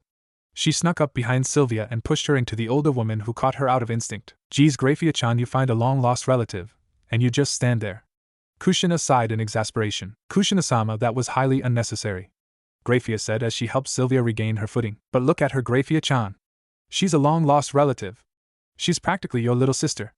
Kushina gushed with a smile. Naruto watched with wide eyes as Grafia did something he never saw before. She blushed. Sure, it was only a slight coloring of her cheeks, but she was definitely blushing. Little sister? A slightly flustered Grafia thought. It sounded nice. The only sibling she had was her younger brother, who she had lost contact with after she betrayed the Lucifuge, and while she cared about him, he was a bit clingy with her. And not any adorable little sibling never wants to live their older sibling clingy, but the more creepy I will not share you with anyone, you are mine clingy. The closest she had to a sister was her best friend Kushina, and while she could be as immature as a little sister, it was not the same thing. Technically Rias was her sister-in-law, but Sairaorg hogged any and all time with the little red head. Whenever she watched the interaction between her husband and his sister, she couldn't help but feel a little jealous. She looked at the white-haired girl in front of her, and imagined what it would be like to have a little sister, and she found it to be a pleasant thought. Besides, she is family in a way, and I cannot turn my back on family when they need help. She thought to herself, now that you two know each other, I was hoping that you could do a favor for me, Oba-chan. And if I remember correctly, if not, sorry. Naruto said, gaining her attention. And what would this favor be, Naruto-sama? Grafia asked, regaining her composure. Well, it just so happens that your lost relative shares your talent with ice magic. Naruto started. Is that so? Grafia asked with a raised brow. Yup, the only problem is that she has trouble with her control. I see, and what would you like me to do about it? The silver-haired woman asked, already having an idea. Well, as one of the greatest ice users in the underworld, I was hoping you could help her. After all, it's like Ka-chan said. You two are practically sisters, isn't it the big sister's job to help the little sister? Naruto asked with a grin. Once again Grafia could feel the heat on her cheeks rise. Seeing this, Naruto smirked as an idea hit him, and he was sure it would chip away any resolve Grafia had. He leaned towards Sylvia and whispered something in her ear, causing her eyes to widen and her cheeks to burn. What? She whispered back in disbelief. Trust me, if you say that, she will defiantly train you. Naruto told her with a fox-like grin. Sylvia looked from her grinning king towards a curious-looking Grafia before swallowing her nerves. She turned towards her and bowed. Please help me, Wani-sama. I will be forever grateful. She pleaded. Grafia stared at her with wide eyes, with only one thought running through her mind. She called me Wani-sama. On the side, Sairaorg, Ajuka and Kushina were watching the scene with amusement. It was very rare to see the usually stoic queens so flustered. Well, now this is interesting, Ajuka stated. Yup, it's so rare seeing Grafia-chan like this. Kushina added with a smile. Looks like she's got herself a new little sister. Sairaorg added with a grin. Speaking of which, have you noticed that happy look whenever the word sister was mentioned? Ajuka asked. You're right. I guess she has something in common with Sairaorg. Kushina mused, causing the crimson-haired Satan to look at them curiously. Oh? And what would that be? You're both sis-cons, the husband and wife stated with a straight face. Yhhh? Yup, while you are open with your creepy obsession with you sister. Ajuka started. Grafia seems to be a closet sis-con. His queen finished. But I'm not a sis-con, Sairaorg insisted. Whatever you have to tell yourself to sleep at night, Ajuka said, not even looking at his friend, who began to sulk. Back with the others, Grafia coughed into her hand as she tried to control her blush. She noticed Naruto snickering to himself and made a mental note to re-educate him in etiquette, as it was very impolite to snicker at a lady. It had nothing to do with the fact that he was laughing at her embarrassment. Nope, nothing at all. Naruto-sama is my godson and I care deeply for him. As his queen, you are expected to stand by his side and help him whenever he is in need of it. As one queen to another, I am more than willing to help you prepare for your future responsibilities, including how to control your powers. Grafia answered. Thank you? Sylvia whispered with a grateful smile. Also, Grafia continued gaining their attention. They noticed how she avoided making eye contact with the younger Lucifuge. Both Kushina-sama and Naruto-sama have made valid points about us being family, so if you wish to continue addressing me as Wani-sama, I have no objections to it. Back with the others, Ajuka smirked while Kushina giggled into her hand. Oh yeah, definitely a closet sis-con, Kushina whispered her husband, who was nodding in agreement. Sylvia stared at Grafia in shock. The only reason she called her Wani-sama in the first place was because Naruto told her to. She thought it would be a one-time thing. She was silent as she thought about it. The only family she ever had was her mother, but she remembered watching some of the other children in the village interact with their older siblings and remembered the envious feeling she felt as she watched. Plus, they were family, so being sisters wasn't that much of a stretch. She was silent for a moment before mentally shrugging. One of the reasons she was so depressed was because she was all alone with no family, and now all of a sudden she finds family. Who was she to look a gift horse by the mouth? In that case, I am in your care. Please take care of me, Wani-sama, Sylvia said with a smile and bow. Technically you are under Naruto-sama's care, but I am more than willing to help, Grafia corrected, but she also had a small smile. Naruto slung an arm around Sylvia's shoulders, grinning happily as he watched the scene before him. See? I told you things would work out. Aren't you glad you joined my peerage after all? Sylvia rolled her eyes, but she still had a soft smile on her face. Although I was a bit reluctant at first, I can't find it in myself to regret my decision. And to think just a few moments ago you were so against the idea of joining my peerage that you hurled a bunch of ice spikes at me. Naruto said as if the risk of getting impaled was a normal occurrence. What was that about hurling ice spikes? Kushina asked with a frown. Sylvia averted her eyes to the ground while Naruto grinned without a care. When I first met Sylvia, she wasn't exactly thrilled to meet me. She thought I was just using her for her powers and attacked me. We fought for a bit, then we talked, and she agreed to join. Naruto said, giving them the short story. I see. Any particular reason that you attacked my son? Ajuka asked with a raised brow. Sylvia looked up to see all the adults staring at her, which did nothing to calm her nerves. Well, when I first saw him, he said he was interested in my powers, and I have always been self-conscious when it comes to my powers. Before meeting him, anything involving my powers always resulted negatively. Because of this, I got a bit defensive, and we ended up fighting. She explained, hoping she wouldn't upset them. Do these negative feelings have anything to do with your lack of control? Grafia asked. Yes, my powers were pretty much active since birth. At first it only started with lowering the temperature around me. Then it started to affect the weather around the village. It began to snow, and every now and then I would experience a sudden burst of energy, I guess is the best way to explain. Whenever that happened, a blizzard would hit the village. As the years went by, the village was met with a permanent winter, the cold and frost slowly killing them. As you can guess, they did not take too kindly to this, so they tried to kill me in hopes of ending the cold I brought. Sylvia informed. And where were your parents during this time? Kushina asked with a frown. She couldn't help but feel sad for the young girl before her. My mother was always there for me. She did not care about my powers. However, like I said, the temperature began to drop the moment I was born. She was exposed to the cold for so long that it was slowly killing her. Eventually she died, and her family disowned me, saying I killed her. Sylvia answered as guilt and sadness filled her eyes. And your father? I'm guessing he is your devil parent? Surzex asked. Hi, my mother was human, so he is the devil. He abandoned us shortly after my birth. He said he did not want anything to do with a disgusting half-breed. I never understood it before until Naruto told me I was a devil. Sylvia explained. And do you know his name? Grafia asked with narrowed eyes. No, I don't. My mother never told me his first name, only that his last. I'm not sure why. Sylvia shrugged. You say that your powers began to develop since birth? Ajuka asked with a pensive expression. Yes, my mother said the temperature began to drop only a few hours after my birth. It was only a few days later that she realized that I was actually responsible for the sudden cold spell somehow. How strange. Ajuka muttered as he rubbed his chin thoughtfully. How is that strange? Naruto asked. It's very rare for someone to unlock their powers at such young age. The fact that she did only a few hours after her birth is basically impossible. Ajuka explained as he studied Sylvia. Beelzebub-sama is correct. Most members of the Lucifuge clan unlock their magical powers around 7 years of age. I myself unlocked my powers when I was 5, but I was considered a prodigy among our clan. I have never heard of a case of someone using their magic a few hours after birth. Grafia agreed. So what you're trying to say is? Naruto trailed off, wondering what they meant. The only thing he was able to pick up was that Sylvia seemed to be some kind of prodigy, or something. What they mean is that Sylvia activating her powers so young is almost impossible. The only thing I can think of is that an outside source triggered it and forced her to unleash her magic. That could also explain why she has trouble with her control, because she activated it prematurely. Her lack of guidance is another contribution to her lack of control, but seeing as she grew up in a human village, that is understandable. Surzex added his opinion. I agree with Surzex's theory about an outside source. But what could it be? Kushina mused. Well, I can't be 100% positive, but she was half human. Ajuka stated. What does that have to do with anything?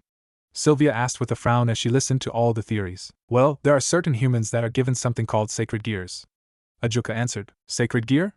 Naruto asked wide-eyed before staring at Sylvia. Was it possible that she had one? What is that? Sylvia asked, never hearing the term before. The god of the Bible created the sacred gears as part of his system to enact miracles on earth. There are multiple sacred gears with various affects. Only human and human hybrids are born with them, though. Kushina explained. Since you were a hybrid, it is possible you possess one. My guess is that it was unintentionally activated when you were born. That can also explain your control problem. The unconscious and continuous activation of your sacred gear could be cancelling out your control, which would lead to those blizzards and whatnot. Ajuka added. So my ice powers are not really mine, but rather this sacred gear that I may possess? Sylvia asked, not knowing how to feel about it. It is possible that you have an ice-type sacred gear, but it is also possible that you have one that increases your natural skills. Grafia answered for her, causing the younger girl to nod in understanding. So how do we find out for sure? Naruto asked his father. The only way to tell for sure is for her to summon it. Came the older devil's answer. Summon it? Sylvia repeated. Exactly how do I do that? Close your eyes and take a stance that makes you feel empowered. Ajuka instructed. Sylvia looked at him in confusion, but shrugged it off and decided to just go with it.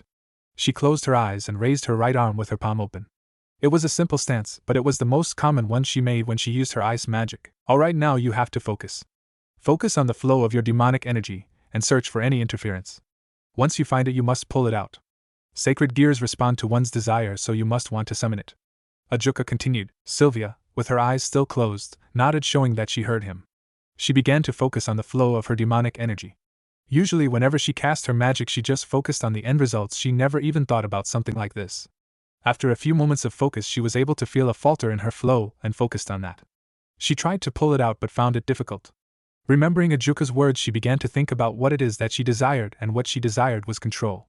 She wanted to finally be able to control her power, and this sacred gear was in her way. The others watched her as her power began to spike and a white aura surrounded her. The temperature in the room began to drop and her eyes suddenly snapped open as a flash of light surrounded her, forcing the others to close their eyes. Did I do it? Sylvia asked as the light faded. She examined herself and noticed something. She was now wearing a necklace that she had never seen before. Not only that, but she was also surrounded by an icy mist-like shroud. Is this the sacred gear you guys were talking about?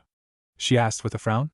Honestly speaking, she was expecting something like a weapon with the way they spoke about sacred gears, not a piece of jewelry. I believe so. Now let's get a closer look, Ajuka said as he walked towards the young girl, noticing how much colder it got the closer he got. The necklace was a big necklace, he noticed. It was made of what appeared to be silver and encrusted with ice blue jewels. Whatever it was, it looked valuable, the kind of jewelry that a noble would wear.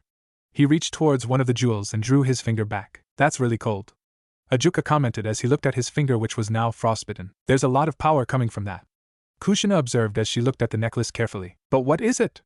Naruto asked. Sylvia, I want you to channel some of your yoki into the necklace, just a little bit though, Grafia instructed. Taking a deep breath, Sylvia did as she was told and focused her power into the necklace, and the effect was instant. The floor was now covered in a layer of ice and an icy mist spread throughout the room. Wow, I barely tried, Sylvia admitted. Whatever this sacred gear was must have been pretty strong. I think I know what we have here, and I must say you really lucked out on this one, Naruto-chan, Sairaorg said with a grin. Really? Why, what is it? Naruto asked, looking at his godfather for answers.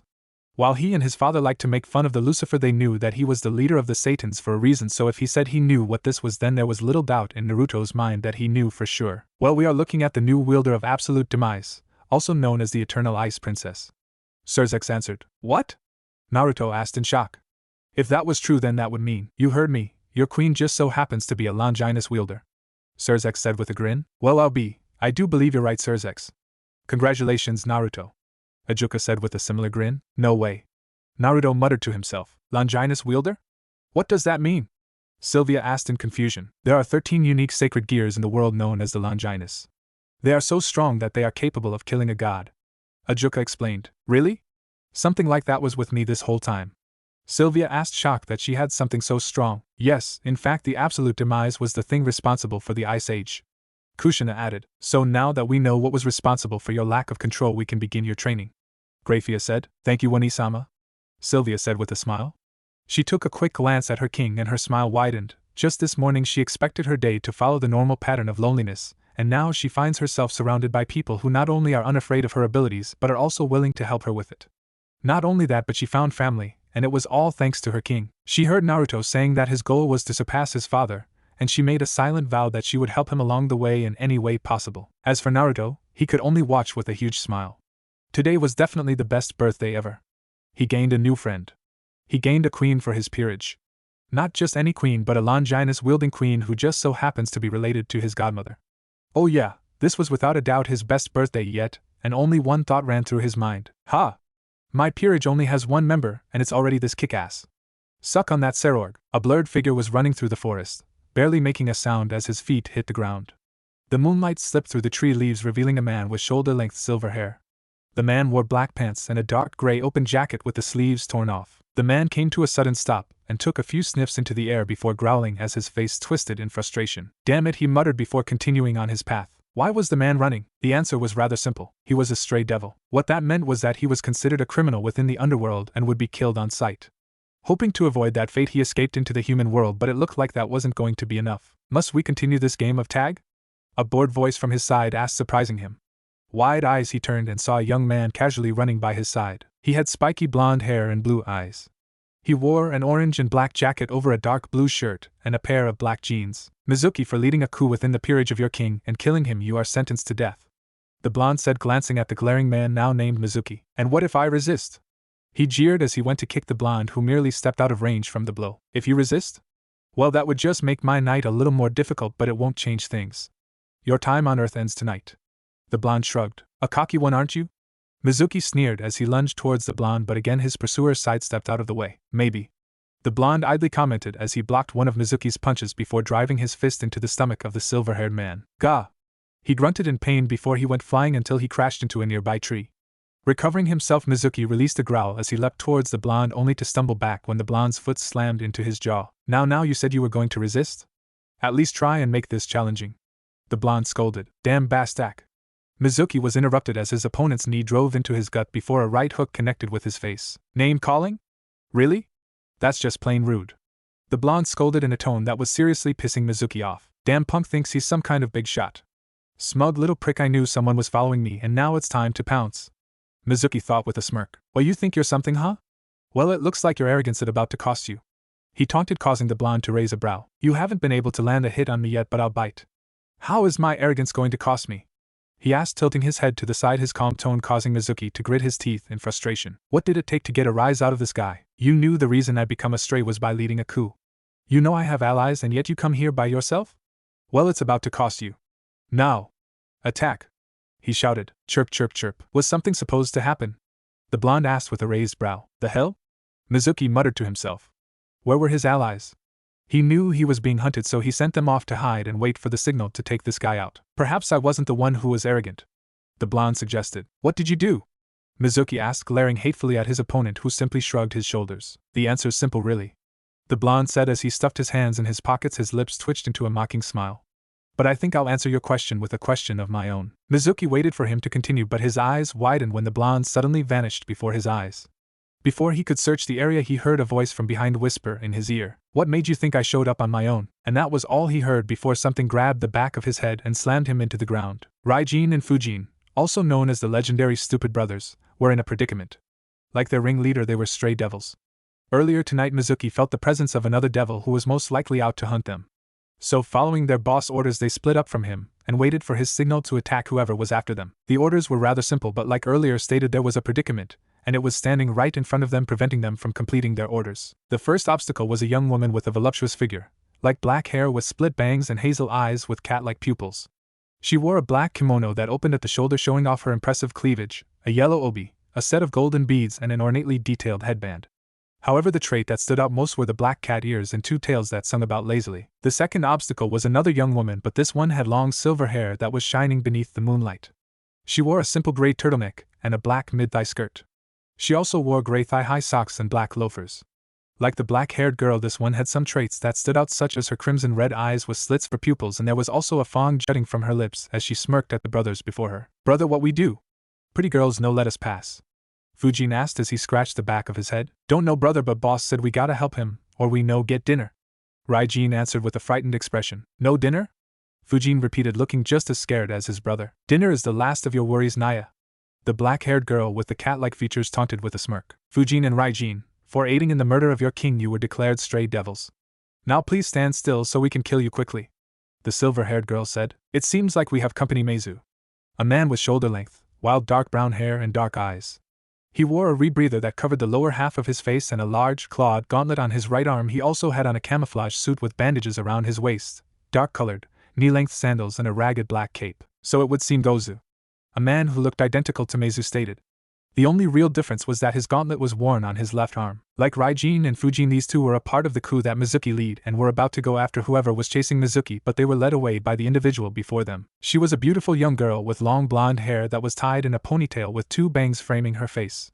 She wore a green shirt, white jacket, dark blue jeans, and brown boots. Her green eyes were full of mirth as she smiled at the two before her, with one hand resting on the handle of the rapier that hung on her hip. You're Meizu and Gozu, right? She asked in an upbeat voice. So what if we are? Meizu asked, eyes narrowed at the girl in front of him. Well, if you are, then I'm afraid I have some bad news. She informed them. And what would that be? Gozu asked as he shifted in place, watching her carefully. Tonight's the night you're going to die. She answered with a smile. Die? You have some nerve, you bitch? Oboro snarled, his voice slightly distorted from his rebreather. Oboro was a young man with spiky black hair and dark eyes. He wore a yellow jumpsuit stitched up along the middle. He also had a sash tied around his face with two holes cut out for his eyes. That's some big talk from one girl, Kaguri added. Kaguri looked a lot like Oboro but with brown hair. He wore the same exact jumpsuit, and the sash around his face had no holes cut into it. It's 3 against 1, lady. We're a little late on our orders, so if you leave now we'll forget about this ridiculous conversation. Mubi offered. Like the other 2 before him, he wore the same jumpsuit and rebreather. His black hair was low-trimmed and the cloth around his face had a hole cut out on the left eye only. Oboro, Kagari and Mubi were stray devils. They had helped Mizuki kill their king and were now on the run. When Mizuki felt the presence of someone following them, they followed his orders and hid themselves until they were given the signal to attack. However, before they received that signal, they were cut off by some girl they'd never met before who had told them she was here to kill them. The girl was beautiful, no doubt about that. Her hair, that was as white as snow, was partially tied up in the back in a long bun and fell behind her shoulders, while a strand fell between her ice blue eyes, and parted on the left side of her head by a blue, star-shaped hair clip.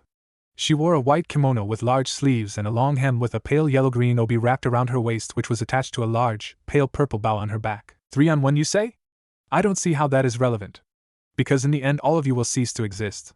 She explained in soft voice. Her eyes were cold as she stared them down. That's some big talk. Oboro growled. Not really. She countered, still looking at them with a calmness that unnerved the 3 of them.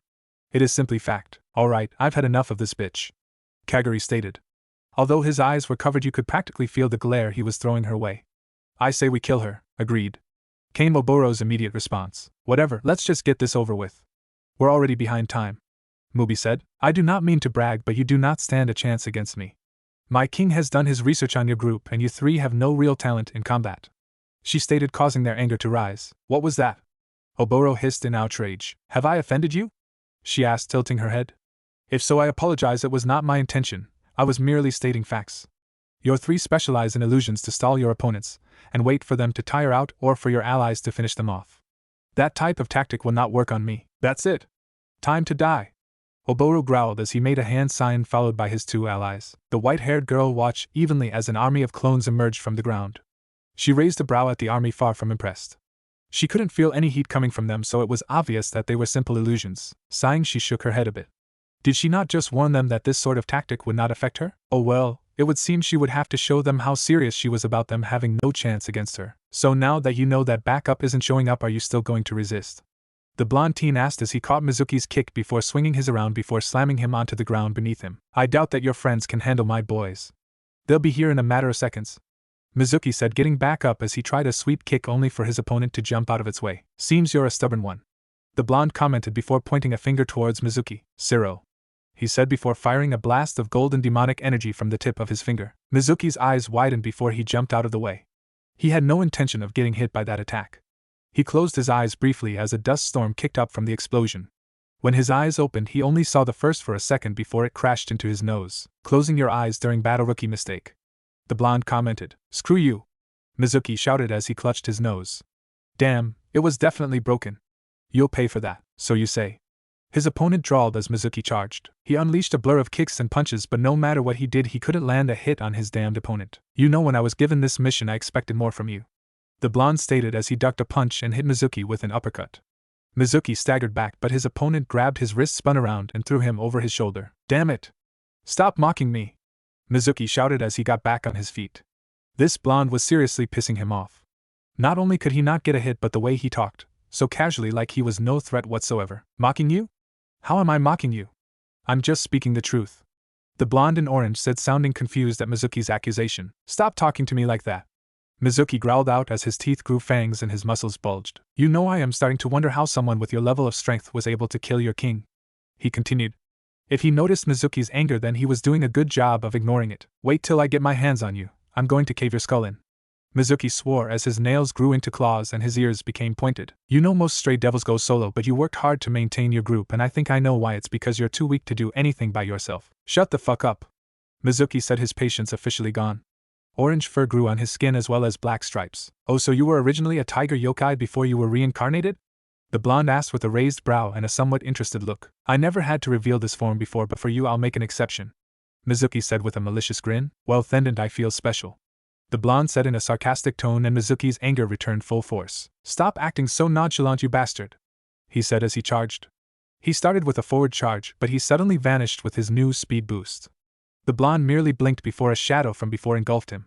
Looking over his shoulder, he saw Mizuki with a savage grin with his hands clenched together raised over his head. Bye-bye. he said as he brought down his hands, creating a large dust explosion from the impact. Don't think I'm done yet, he said as he leapt into the air. His claws glowed with demonic energy, and he began to make multiple slashing motions, creating an onslaught of crescent-shaped blades bombarding the spot where he left his opponent. Die, die, die, die, die, he chanted under his breath, his eyes filled with dark glee. Stopping his attack, he landed back on the ground, threw his head back and laughed. Ha ha ha ha! I told you I would kill you, he said, unable to contain his joy that was promptly destroyed when he heard a familiar and unwelcome voice. You jumped to conclusions too soon, he heard from behind, slowly turning his head with an expression of disbelief. Sitting on the branch completely unscratched was his blonde opponent. How? He muttered, unable to comprehend what he was seeing. How are you uninjured? Easy, you missed. What? He muttered, unable to see how he could have missed. I don't understand what's so hard to understand. I am unharmed because you missed, he said as he jumped off the branch and landed on the ground, creating a small dust cloud at his feet. Who the hell are you? Mizuki finally muttered as he was starting to feel nervous. No matter what he tried, nothing hit this guy. He was starting to realize that this was no ordinary kid. I suppose I've forgotten to introduce myself. Let's fix that now, the blonde said as he offered a mock bow before grinning.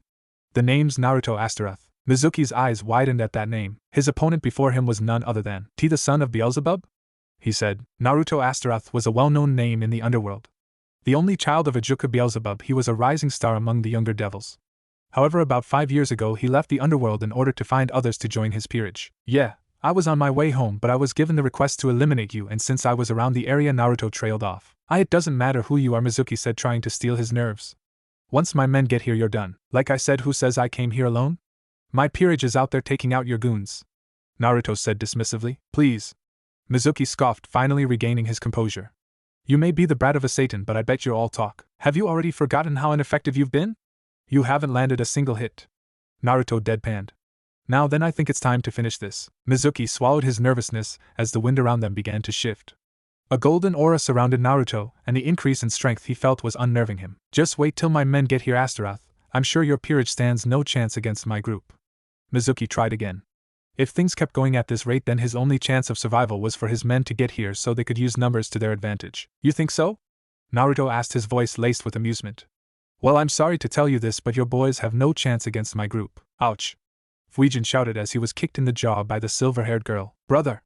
Raijin shouted in concern before glaring at the girl. Why you being mean? I already told you. We're here to kill you, she simply stated. By the way, you might want to look behind you. Why? Raijin asked with a frown before turning around in time to receive a knee to the face.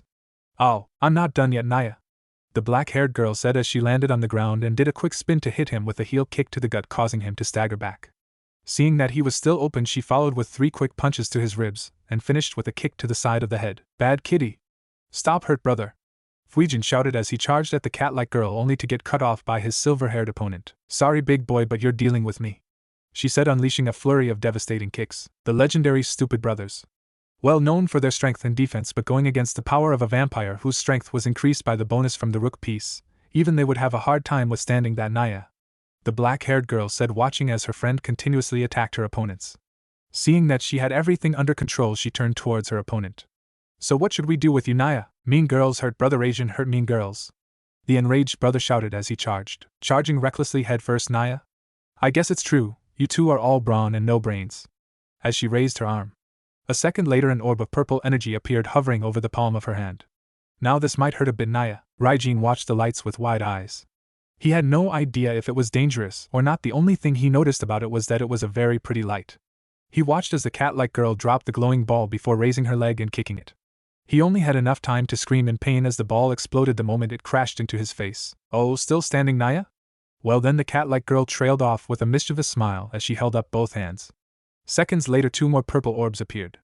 Let's see how much you can take before you stay down, Naya. Mizuki's signal and orders were completely forgotten as Fuijin and Raijin continued to stay on the receiving end of the bombardment.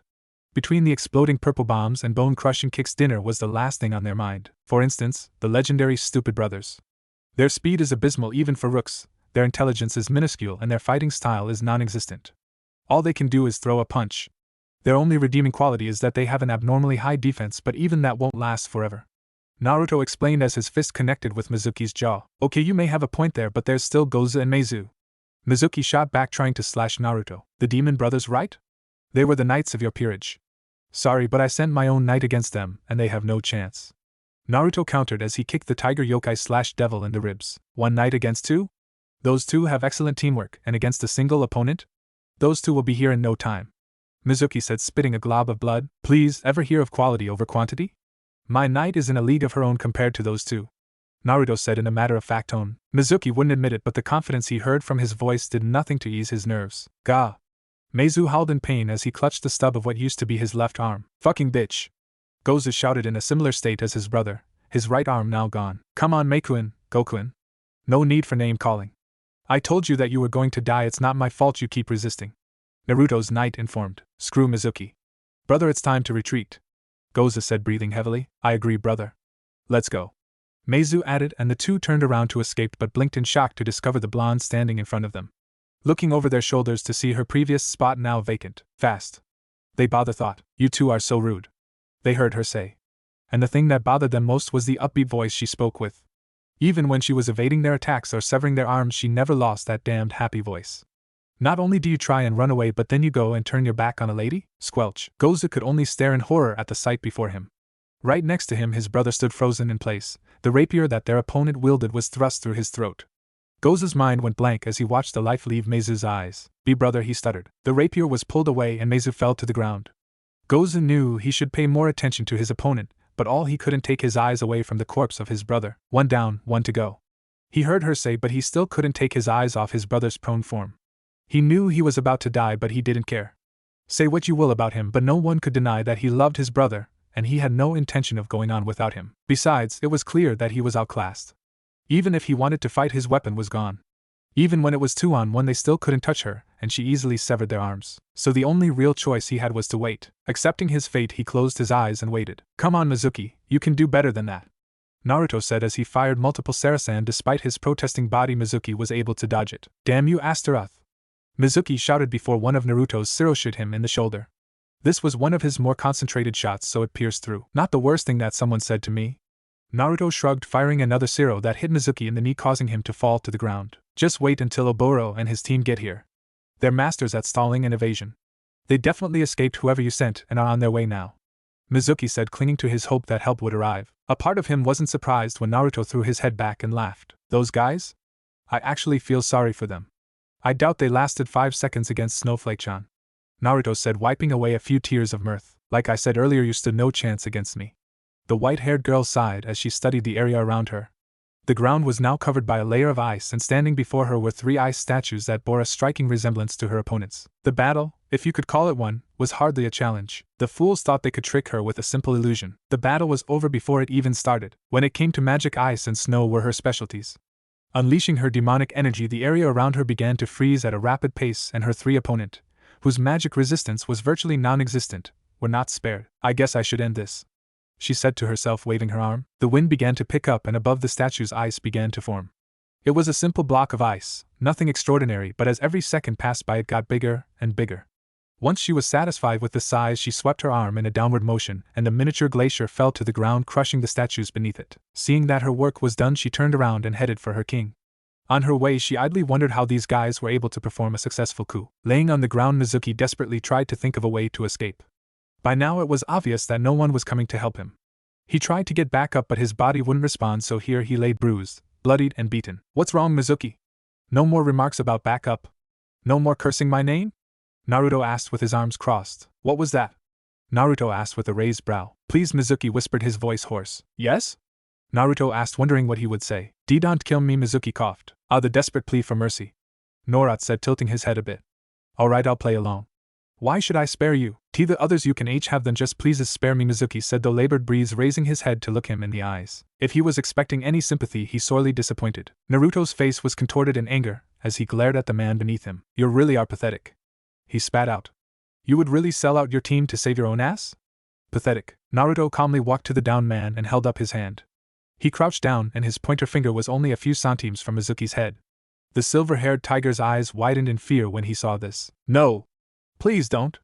Please let me go, he begged as the familiar golden light appeared at the tip of Naruto's fingers. Loyalty is something I greatly value, and to see how easily you would sell out your comrades, well, let's just say I would be lying if I said a small part of me wouldn't be enjoying this. Siro, he said, firing his attack at point-blank range. Naruto stood up as he stared at the now headless corpse. Pointing his finger one more time, he fired a much larger Zero, incinerating the body.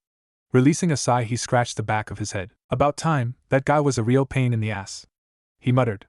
You guys done yet? It was silent for a minute before he could hear several footsteps. Turning around, he saw the people he sent to deal with Mizuki's henchmen. You guys done? He asked calmly. Do you even have to ask Naya? The cat-like girl asked as she hugged him from behind, pressing her generous bust against his back, earning a slight blush from the only male in the group. Oh, we're on a job, Kuroka-chan. He complained, trying to get the girl off. She only laughed a bit before jumping back. Mocha-chan and I were able to handle the stupid brothers Naya. The cat-like girl informed, gesturing to herself and the silver-haired girl. It was rather easy, the only difficulty we had was their defense. When you said those two can take a hit, you weren't kidding. The now named Mocha added. Demon brothers were dealt with, Naruto-kun. The blonde swordswoman answered. Good job, Jean. And what about you, Snowflake-chan? They give you any trouble? Naruto asked with a grin, already knowing the answer. Please, if you have to ask, then you are still the same foolish king you were when we first met. The white-haired girl scoffed. After all these years you still call me that. Naruto sulked over dramatically. So are we finished now? Sylvia asked, ignoring her king's childish antics, causing him to sulk even more. After a minute or so he recovered and nodded his head. Yup, I just finished off Mizuki, so that's everyone, so let's go. He said as a large magic seal appeared beneath them. The seal began to glow, and the group began to sink into the ground as if it was water. Moments later they reappeared in the living room of their current home. Slumping on a nearby couch, Naruto stretched his arm, the sound of cracking bones giving him a slight grimace. We'll relax here one more day and head back home in the underworld, Naruto said, causing the girls to nod. Where are En-kun and Lancer-kun? Jean asked, looking around. En's probably asleep in his room or something. Lancers went to the lake to catch up on some fishing, Naruto answered. Naruto-sama, there's a letter for you, Sylvia said, handing him an envelope with his name written in intricate cursive. Really? Who's it from? Ka-chan and Tusan already gave me a letter a few days ago, Naruto said with a confused frown as he opened the envelope. Maybe it's another request to take down a stray? Mocha suggested. Maybe, Naruto muttered as he began to scan the letter's contents. The girls watched as Naruto's eyes hardened as he read the letter. What did it say, Naya? Kuroka asked, wondering why Naruto was so angry now. It's an invitation, he said through gritted teeth. Invitation?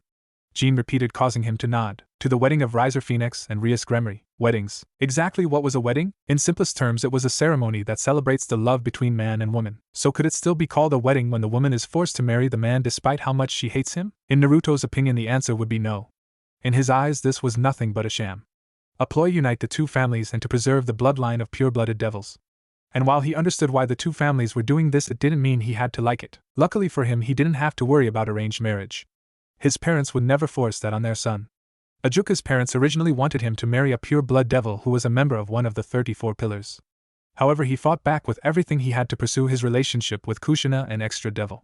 His parents had always disapproved of his relationship with the red-haired queen, but Ajuka stuck with his heart and married who he wanted to, and they were giving Naruto the same choice. Rias Gremory was unfortunately not as lucky. A few years back, her parents signed up a marriage contract with the youngest son of the Phoenix family, a young man named Riser. Naruto had 2 words to describe that man: arrogant douche. However, his opinion meant nothing in the matter. When Rias found out about it, she was devastated and did whatever she could do to get out of the contract, but based on the invitation he received, he guessed her attempts were futile. And now he had to sit back and watch the girl he saw as a sister throw away her happiness to marry a man she hated for the good of her family. Stuffing his hands in the pockets of his suit's blazer, he walked through the halls of Phoenix household in search of the bride-to-be. There was currently a party being held to celebrate the engagement.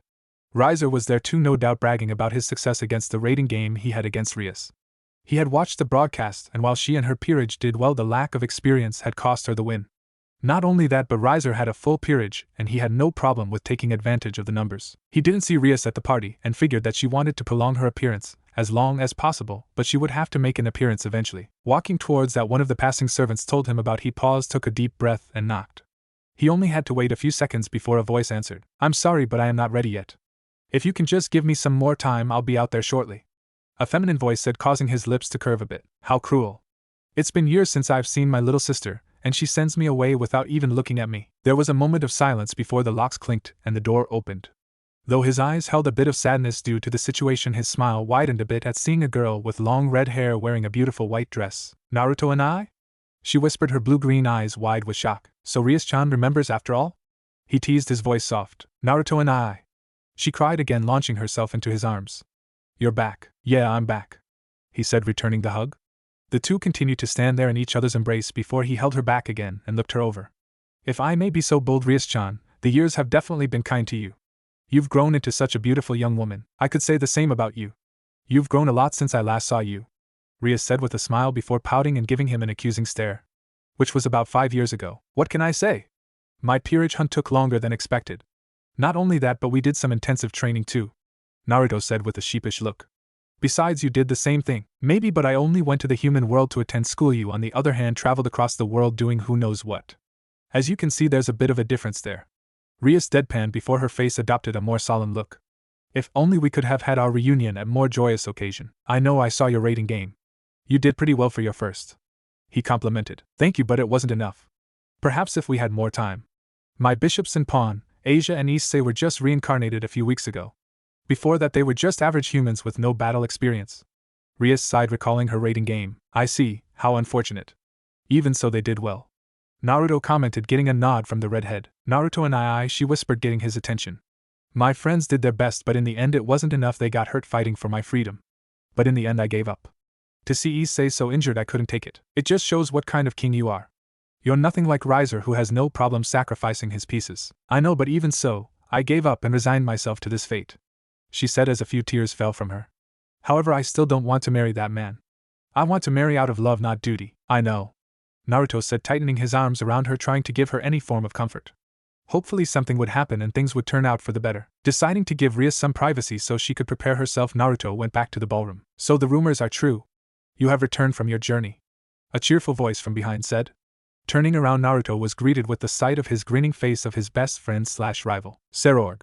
It's good to see you, Naruto greeted, raising his fist to the black-haired teen. He bumped it with his own. When you left, you only had Sylvia and that bishop, Kuroka, I believe.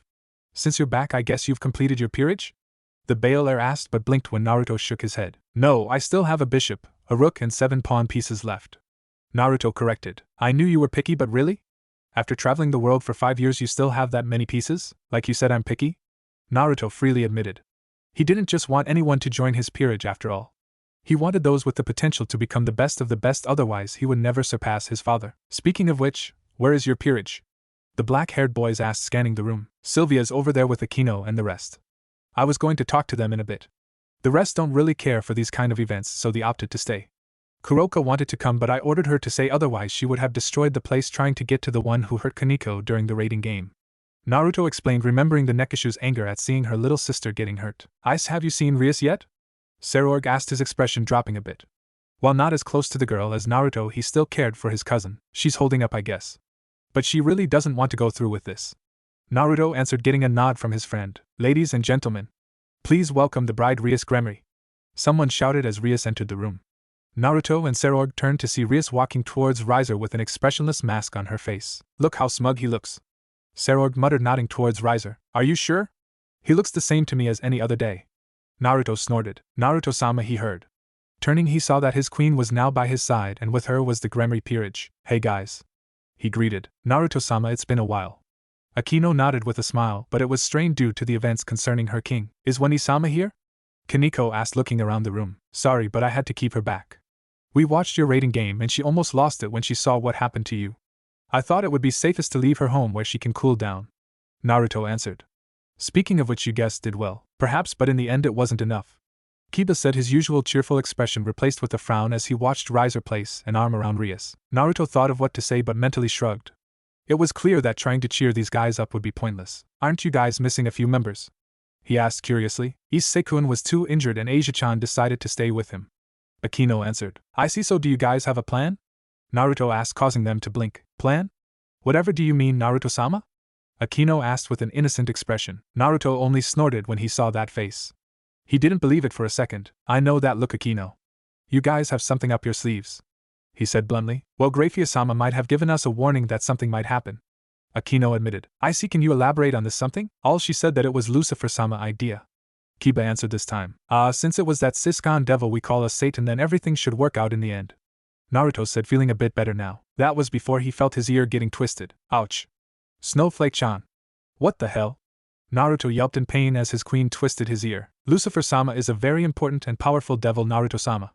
You should give him the proper respect, Sylvia scolded while the others watched in amusement. It's not like I'm lying. You know that clown is a total Siscon, Naruto protested. Calling one of the Satans a clown? You should know better, Naruto-sama, Sylvia calmly stated, giving Naruto's ear a particularly hard twist. Okay, I'll stop. I'll give Lucifer-sama the proper respect. Just let go before you rip my ear off. Naruto conceded, sighing in relief when Sylvia released her hold on his abused ear. Very good, Naruto-sama, Sylvia said with a pleased smile as the others snickered at the blonde king's misfortune. This is a lot funnier when it happens to Surzex, Naruto muttered.